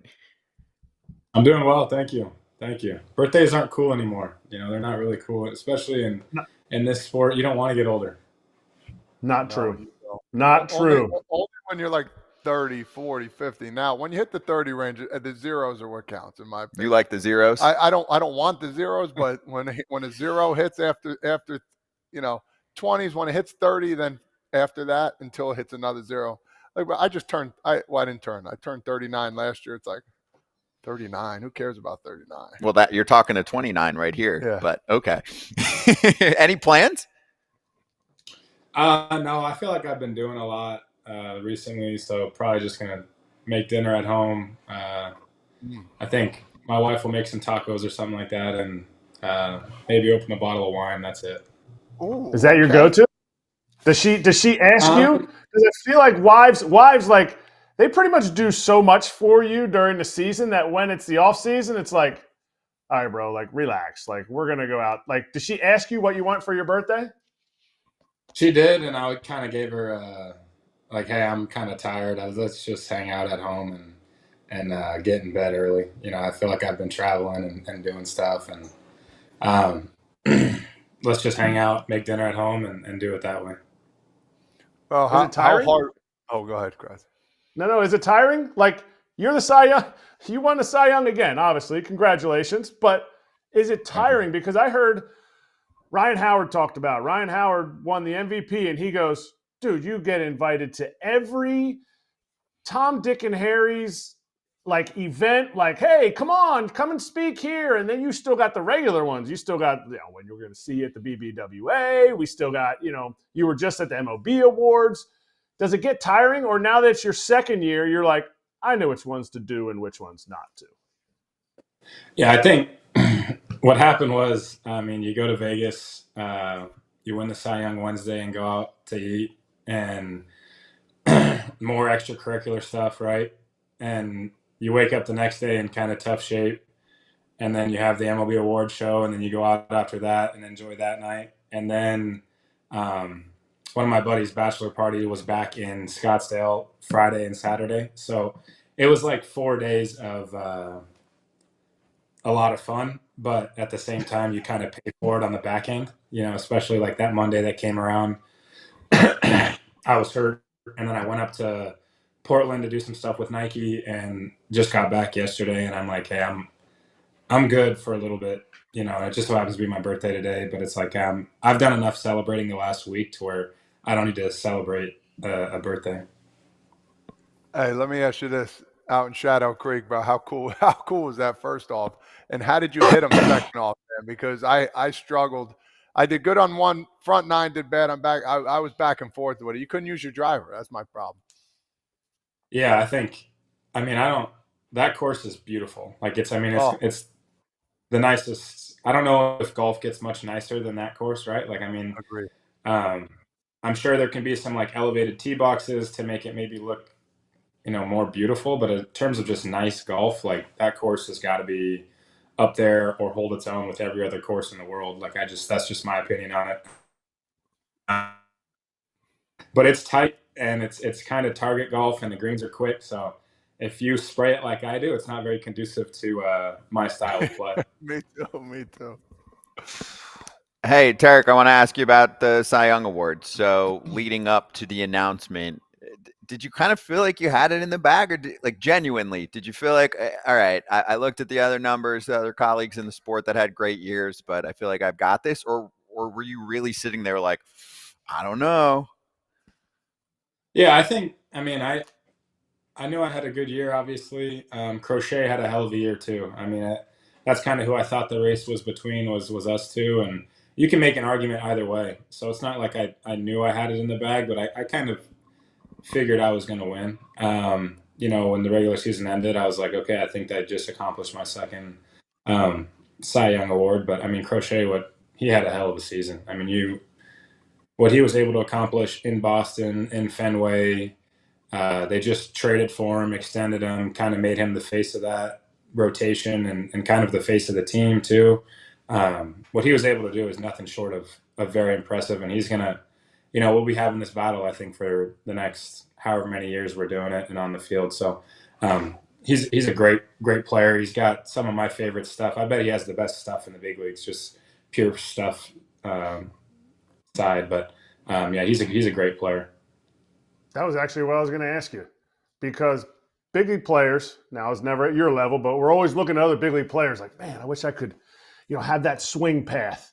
Is there something that you look at Crochet and you're like, man, I wish I had this of his? Yeah, his like slider sweeper thing. I don't know what he calls it, but it's like it's that 84 to 86 mile an hour slider that's got a ton of depth and a ton of glove side movement.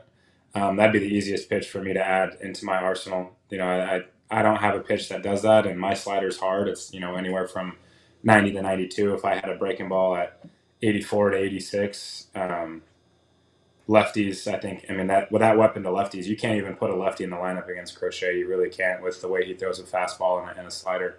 But yeah, our fastballs are pretty similar. I actually love his changeup. He doesn't throw it a ton, but I love his changeup. And the reason he doesn't throw his changeup is because he has a really good slider. So, and he's got a cutter too. He kind of has a cutter that plays like my slider, and then he's got the good breaking ball. So that's the one that I would add for sure. Is that, like, if he wants to call it a sweeper, we call it a sweeper. It's kind of like that hard slurve. It's really, really good. Talking about pitch selection and throwing pitches, it seemed like this year you significantly went to the fastball and changeup against lefties. Was there a cognizant effort of doing that, or is that just a feel kind of thing? It was like, I'm feeling this today, I'm going to throw that. But it just seemed like a little bit more this year. It worked well.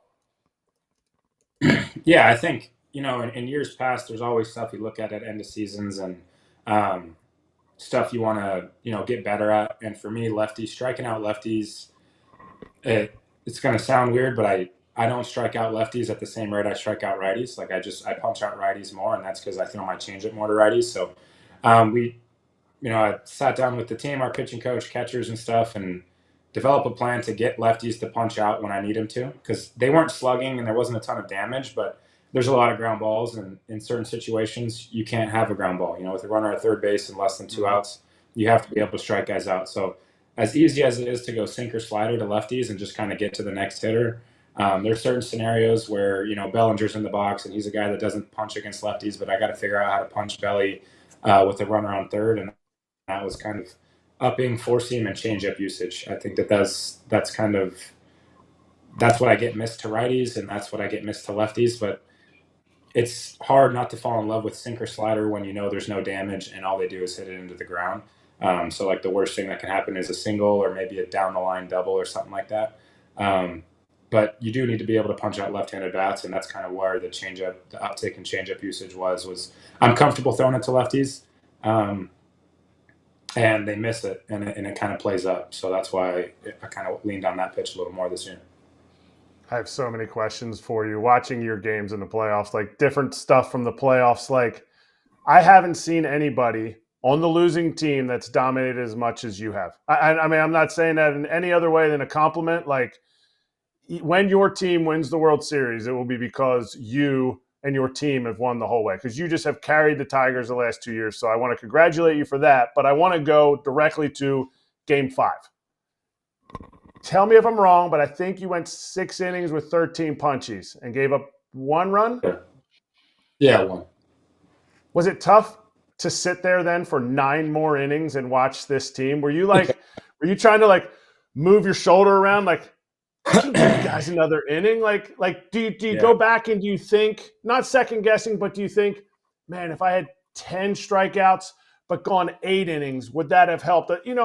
What's your mindset in that moment, but also thinking about that game afterwards and since? Yeah, that game was, it was one of the greatest games in postseason history, really, in a winner go home, Game 5, Game 7 type scenario. Obviously, we know runs are at a premium, especially in a Game 5 game, especially against the Mariners. So I'm trying to do what I can to keep our team in it and limit runs. The run that I gave up was a frustrating run because it was kind of like a flare down the left field line double. And Josh Naylor, being the guy that he is, he's a great baseball player.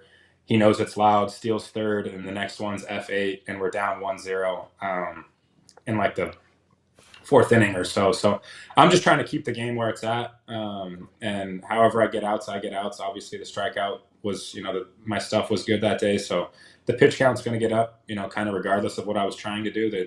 And in the postseason, you can't really pitch. You're pitching to contact, but at any point guys are going to jump you, and that could be the difference in a game, just because every run is magnified, every out is magnified. So just trying to keep the game where it is. And obviously I think the strikeout was that. If you look at Game 1 against Cleveland, I also think I struck out 14, but I was able to pitch in the 8th just because they were really efficient strikeouts. And the Mariners are a good team. They slug. They really do slug. They had top 5 guys with 20 plus bombs, 2 with 50 plus. It's like that. At any point they can run the ball out of the yard.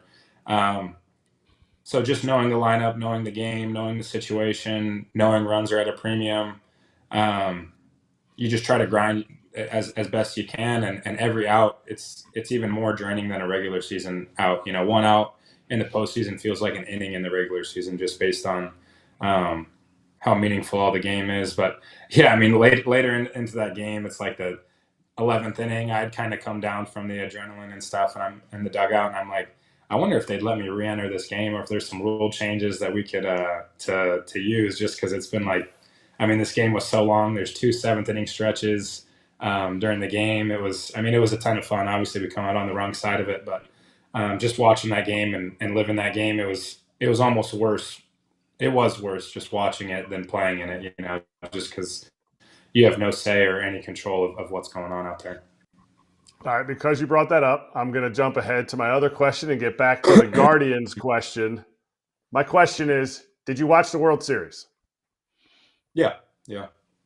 Did you see what Yamamoto did, and could you have done that? Yeah, I mean, that's what he did.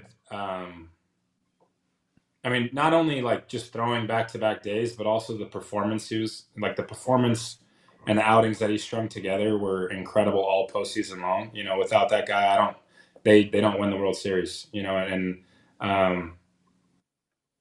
I would love to sit here and say I'd be ready to go. Game 1 against Cleveland and Game 3, I was ready to go. Game 3, I was like, hey, I'm good to pitch if we need it. But back to back, I mean, in that situation, you put me in his shoes, I'm gonna argue as best I can to be out there and be thrown in that situation for sure. Whether those decisions are made, you got to look out for the health of players too. I don't know. I would love to be in that situation though, and I know I would do everything I could to petition my way into the game. They needed him. Obviously, the game goes into extras and stuff, but I can't see myself sitting on the side and not at least giving it a go. I don't know. The impressive part was it wasn't just back-to-back. His stuff was as good as it was the day before, and I'm like, if I throw 100 pitches the next day, I don't know if I'm going to be 97 to 100. I could get out there and maybe throw 92, 94, but he was 95 to 98 coming out, 95 to 98 with the splitter. That's great. Yeah, I mean, that was incredibly impressive. I would love to be in that situation to petition to be able to go out there and pitch, and just see what happens. You're in that role, man. Game 7, you got nothing to lose. Just give it what you got. Yeah, for sure. You got a bunch of bachelor parties and golf outings to do in the offseason. That's the only thing you got to do. Put some ice on it and keep going. All right, I'll take you back to the Cleveland game. And because AJ's not on here, I'm sure he would ask you, the flip between the legs. Was the fact that you flipped it between the legs and it became an error, which led to another dribbler, which led to another dribbler? What was more distracting to come back from? The fact that they weren't hitting you, but they were still scoring runs, or the fact that you made that play and you were like, I don't know if you have a huge glove or what it is, but you always hold your glove one certain way and you were like, what was I doing? Like, how did you recoup? How did you regroup after that play in such a big moment? Yeah, I mean, that whole inning was very not one ball was hit to the infield dirt, which is incredible, and they scored 2 runs, which is insane too. It's just the game of baseball. That's just that's baseball.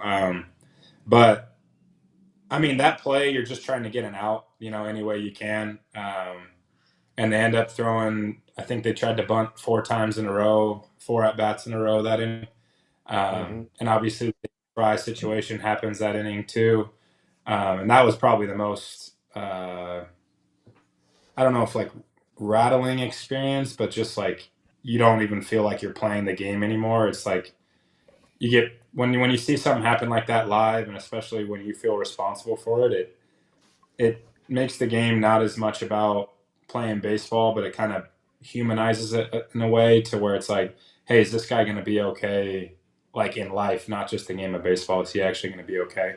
And I think that was probably the toughest part of that inning, was just like I have no idea what's going on with him. He gives the thumbs up, but like, is he really okay? Especially when you talk about like that part of the face. Like, I mean, you're talking about if it hits him somewhere different, like he could go blind in one eye, and now all of a sudden his career's over, and I have to live with that the rest of my life. So that was one of those situations that was pretty tough for me. As far as between the legs, I mean, I've tried it twice and it hasn't worked twice. And when you're out there competing, you're like, hey, don't do that again. But I might do it again. And AJ's not going to be a fan of that. He's like, hey, because I did it in Miami. He's like, hey, never do that again. And I was like, yeah, no doubt. If it worked, it would have worked. If it doesn't, I'm not going to do that again. And then you get in that situation and you do it again. So, yeah, I've always, I was talking to Torque. I'm like, dude, third time's the charm. It's got to work one of these times. So, yeah, I mean, you're just trying to make it out. But that whole inning was wild for sure.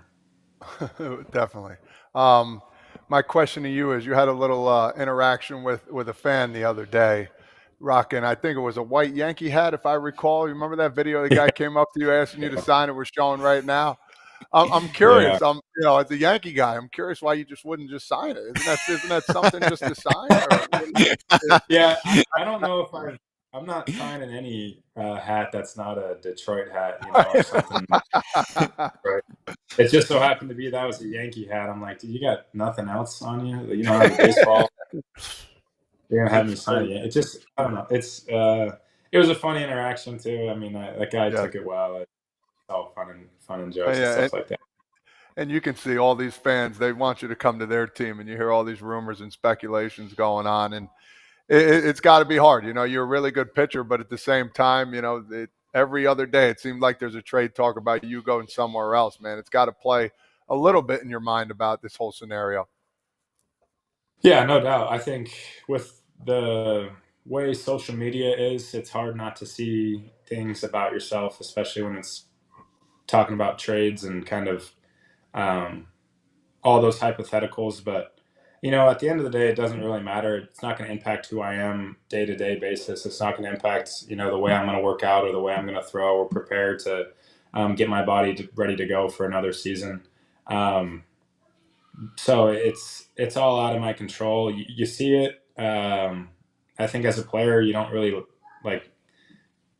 unless you want to be traded, but that's a whole different situation. But it's not like I want to be traded. So it does kind of hey, why am I in this? Why am I in these conversations to begin with? But at the end of the day, it doesn't really impact anything that I'm going to do day to day.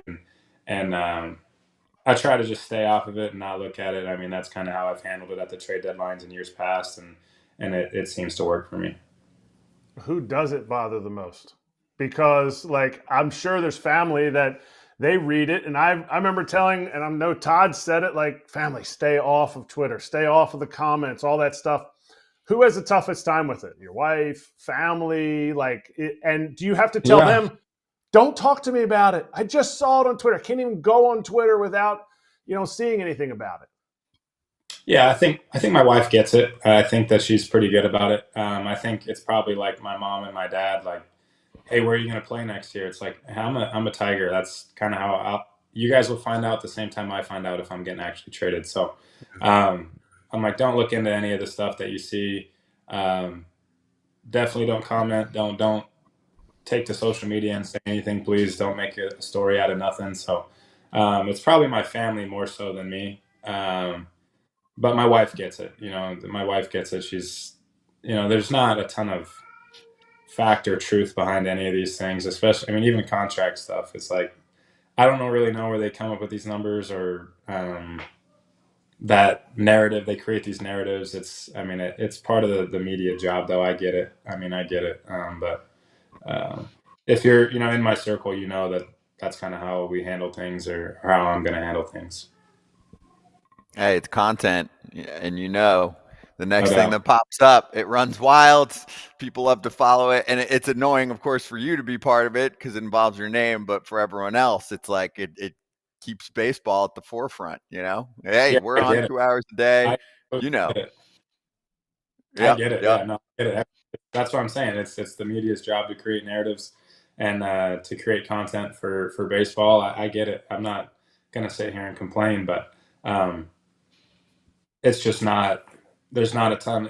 I get it. At the end of the day, I get it. It's the job of the game, and I'm completely on board with it.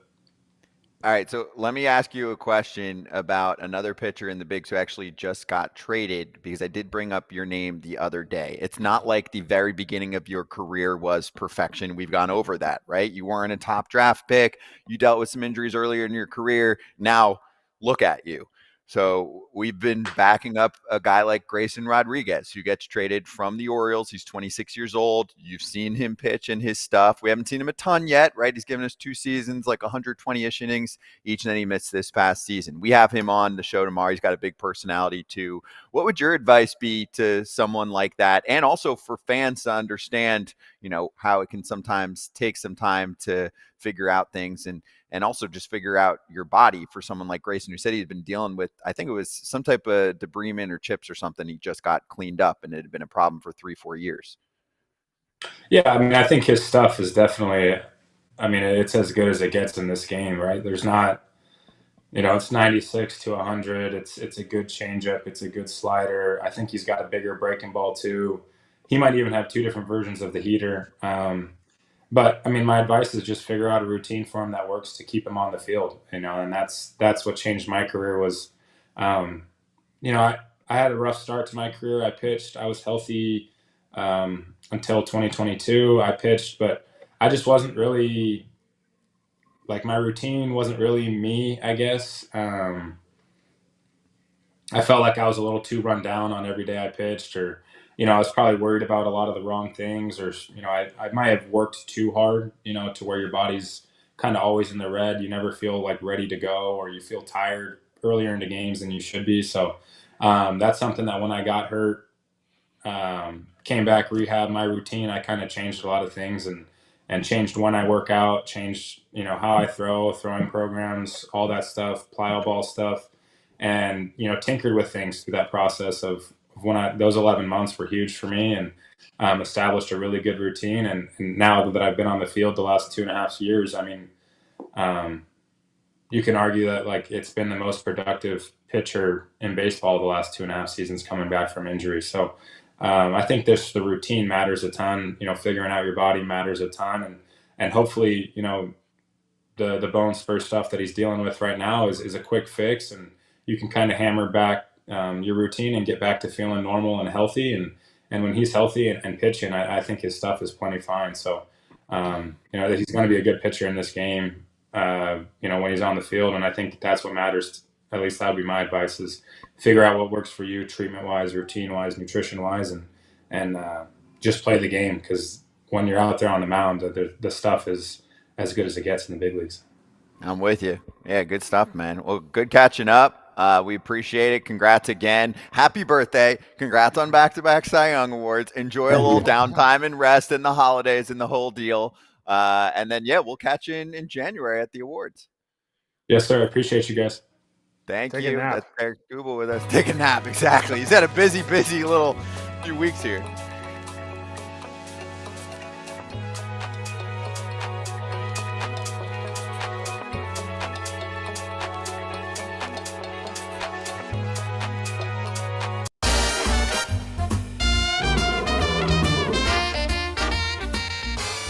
I felt like this was fitting for today. So we write for the Roar blog, which you can look up, and we'll post a link on some socials. We wrote building the perfect MLB starting pitcher. And the face of this article is the guy that we just spoke to, and that's Tarik Skubal. Okay. We went off Stuff Plus and we wrote a little bit about the top pitches by Stuff Plus to indicate just best pitch stuff wise, right?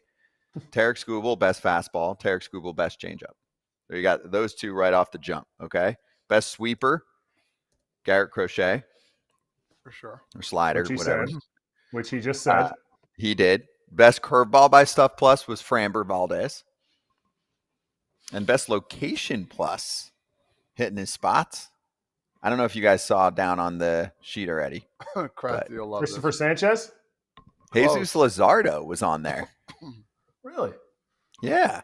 Interesting. So there's your perfect pitcher from 2025. If you're going off that stat, I know it's not the only stat out there, but it's a good one. It's a more modern statistic. We like it. And you can check out that article on the Roar blog, part of the BetMGM blog that we contribute to. It's called Building the Perfect MLB Starting Pitcher. We took starting pitchers, so we didn't look at pitches from relievers. You know what else it does? The same thing we're talking about Grayson Rodriguez this whole time. They're monsters. I guess Jesus Luzardo's not that as big. But, yeah, they're the monsters. Like, Crochet is a avatar. Skubal, I mean, AJ sat next to him. He was like, good night. This is a big dude. He's a moose. That's the other thing. And that's curveball. Oh my God. Yeah. We don't need that. That's I'm so glad I don't hit anymore. But like that's when we talk about like guys that have potential and like could be elite pitchers. Size matters. It does. Oh yeah. Mass equals gas, as CC Sabathia once said. Framber Valdez ain't small. No, he's a big boy too. Though? I mean, he's not as tall as the other dudes. But he's not small. He's a big dog. Yeah, he's got a build. I think my guess is he's probably like 6 feet. He's listed 5'11", 230. Whoa, that's thick. Jesus God. Yeah, I know more than me. And he's up for grabs. He's a free agent. He's up for grabs. Well, he had some problems. He did. We talked to his skipper, his now ex-skipper, Joe Spada, about that. You can listen back to that on the pod.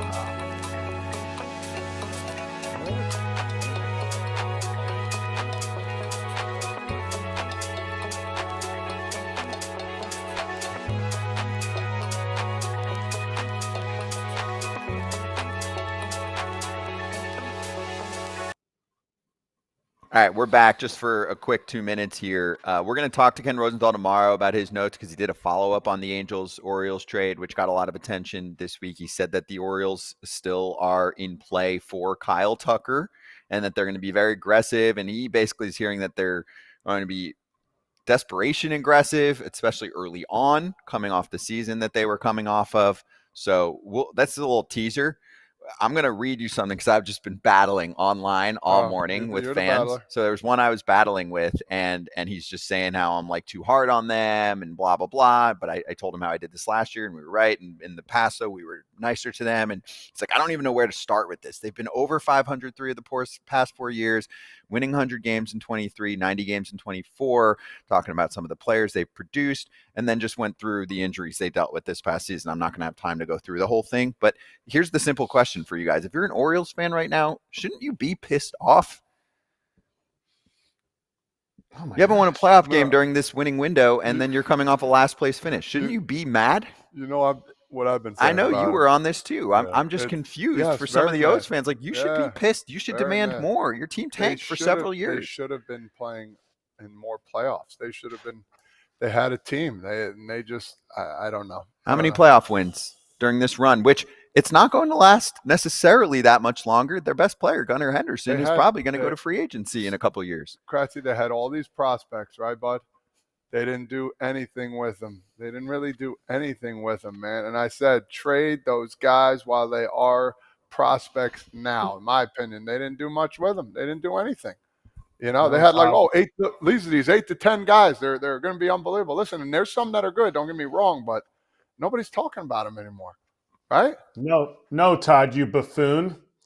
No, Todd, you were a below-average player, Todd. Oh, wait, I'm reading Twitter. No.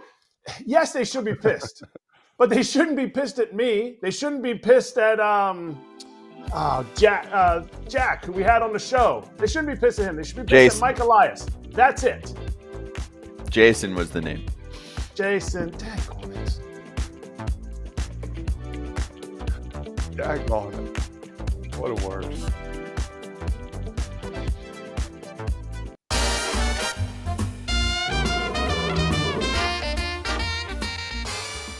All right, we're swinging it around looking at BetMGM futures for the American League representative in the World Series in 2026. A lot of these numbers are not favorable enough for me to dip my toes in. Tigers at 12-1 odds? That's just, it's not chunky enough for me, guys. And we'll see what happens, of course, with our boy that we just spoke to, Tarik Skubal. But that's where there's a chance he gets dealt. Like, yeah, that's where you're like, do I even try? If he doesn't, the Tigers are still going to be active this offseason, and I like them. I think this is a good team. This is a top, 5 team in the American League. Yeah. Jinx. Thank you. Yes. Yeah, I could see that. Tough to put money down like that. If when I'm playing futures like this, Kratz, I'm more looking at win total over unders, postseason, etc. I mean, you got to really be bold and go out there. And I know you're getting 12-1. That's great, but I think during the season you'll be able to get numbers, either at that range or even better, right? If they go through a skid, say early on, but you really at that point have Skubal there and they did some things you liked in the offseason, that's the time to pounce for me.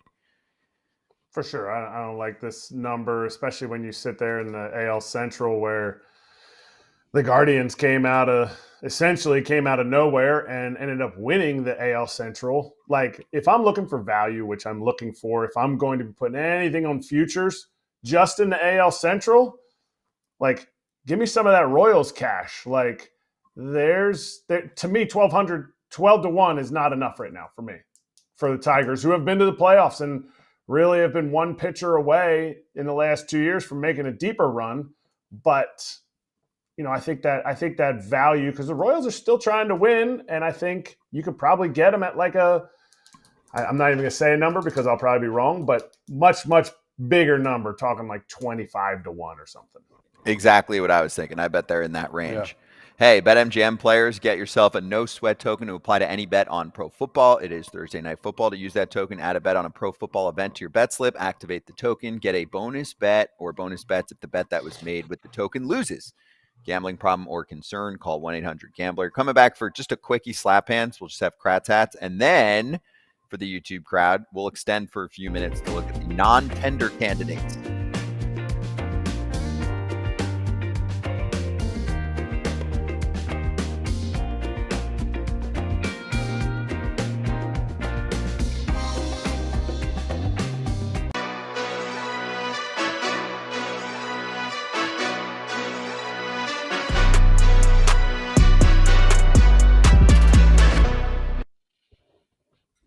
Just time for Kratz Hatz. What's he wearing?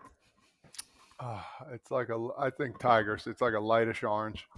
Probably Phillies. Oh, I was right. How you doing? Absolutely. You can go with that. What college team can you go with that one? Come on. Clemson? LSU?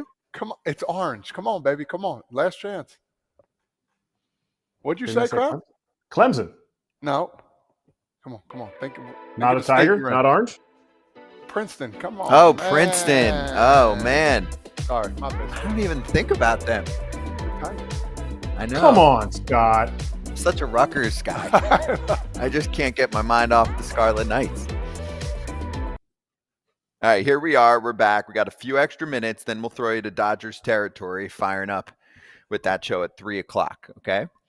We're looking at the non-tender candidates for the deadline, which happens to be tomorrow night. Maybe we'll get some moves as the day continues during the show tomorrow, and we can talk about either trades or players that get cut loose.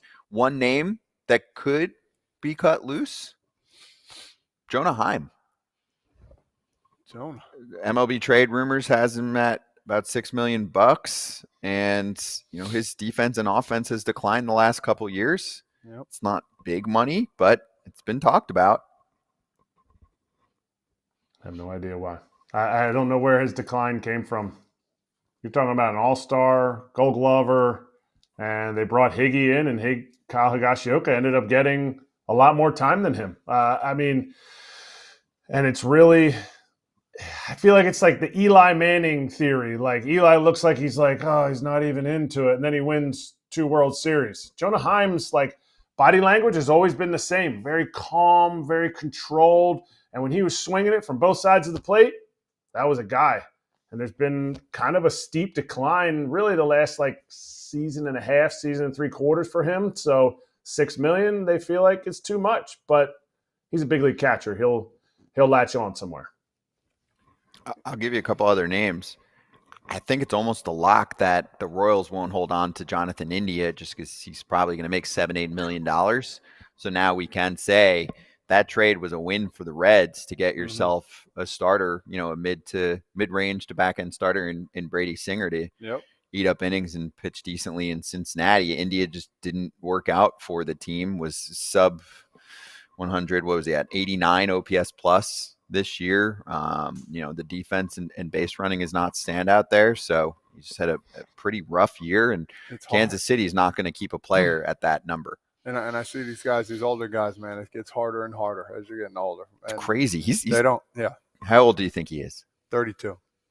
He's turning 29 in a couple weeks. I say older guys. I mean, I guess now it's older, but happens fast, man. Happens fast. It does. That's a tough move. You go from Cincy to KC. That's a tough stadium.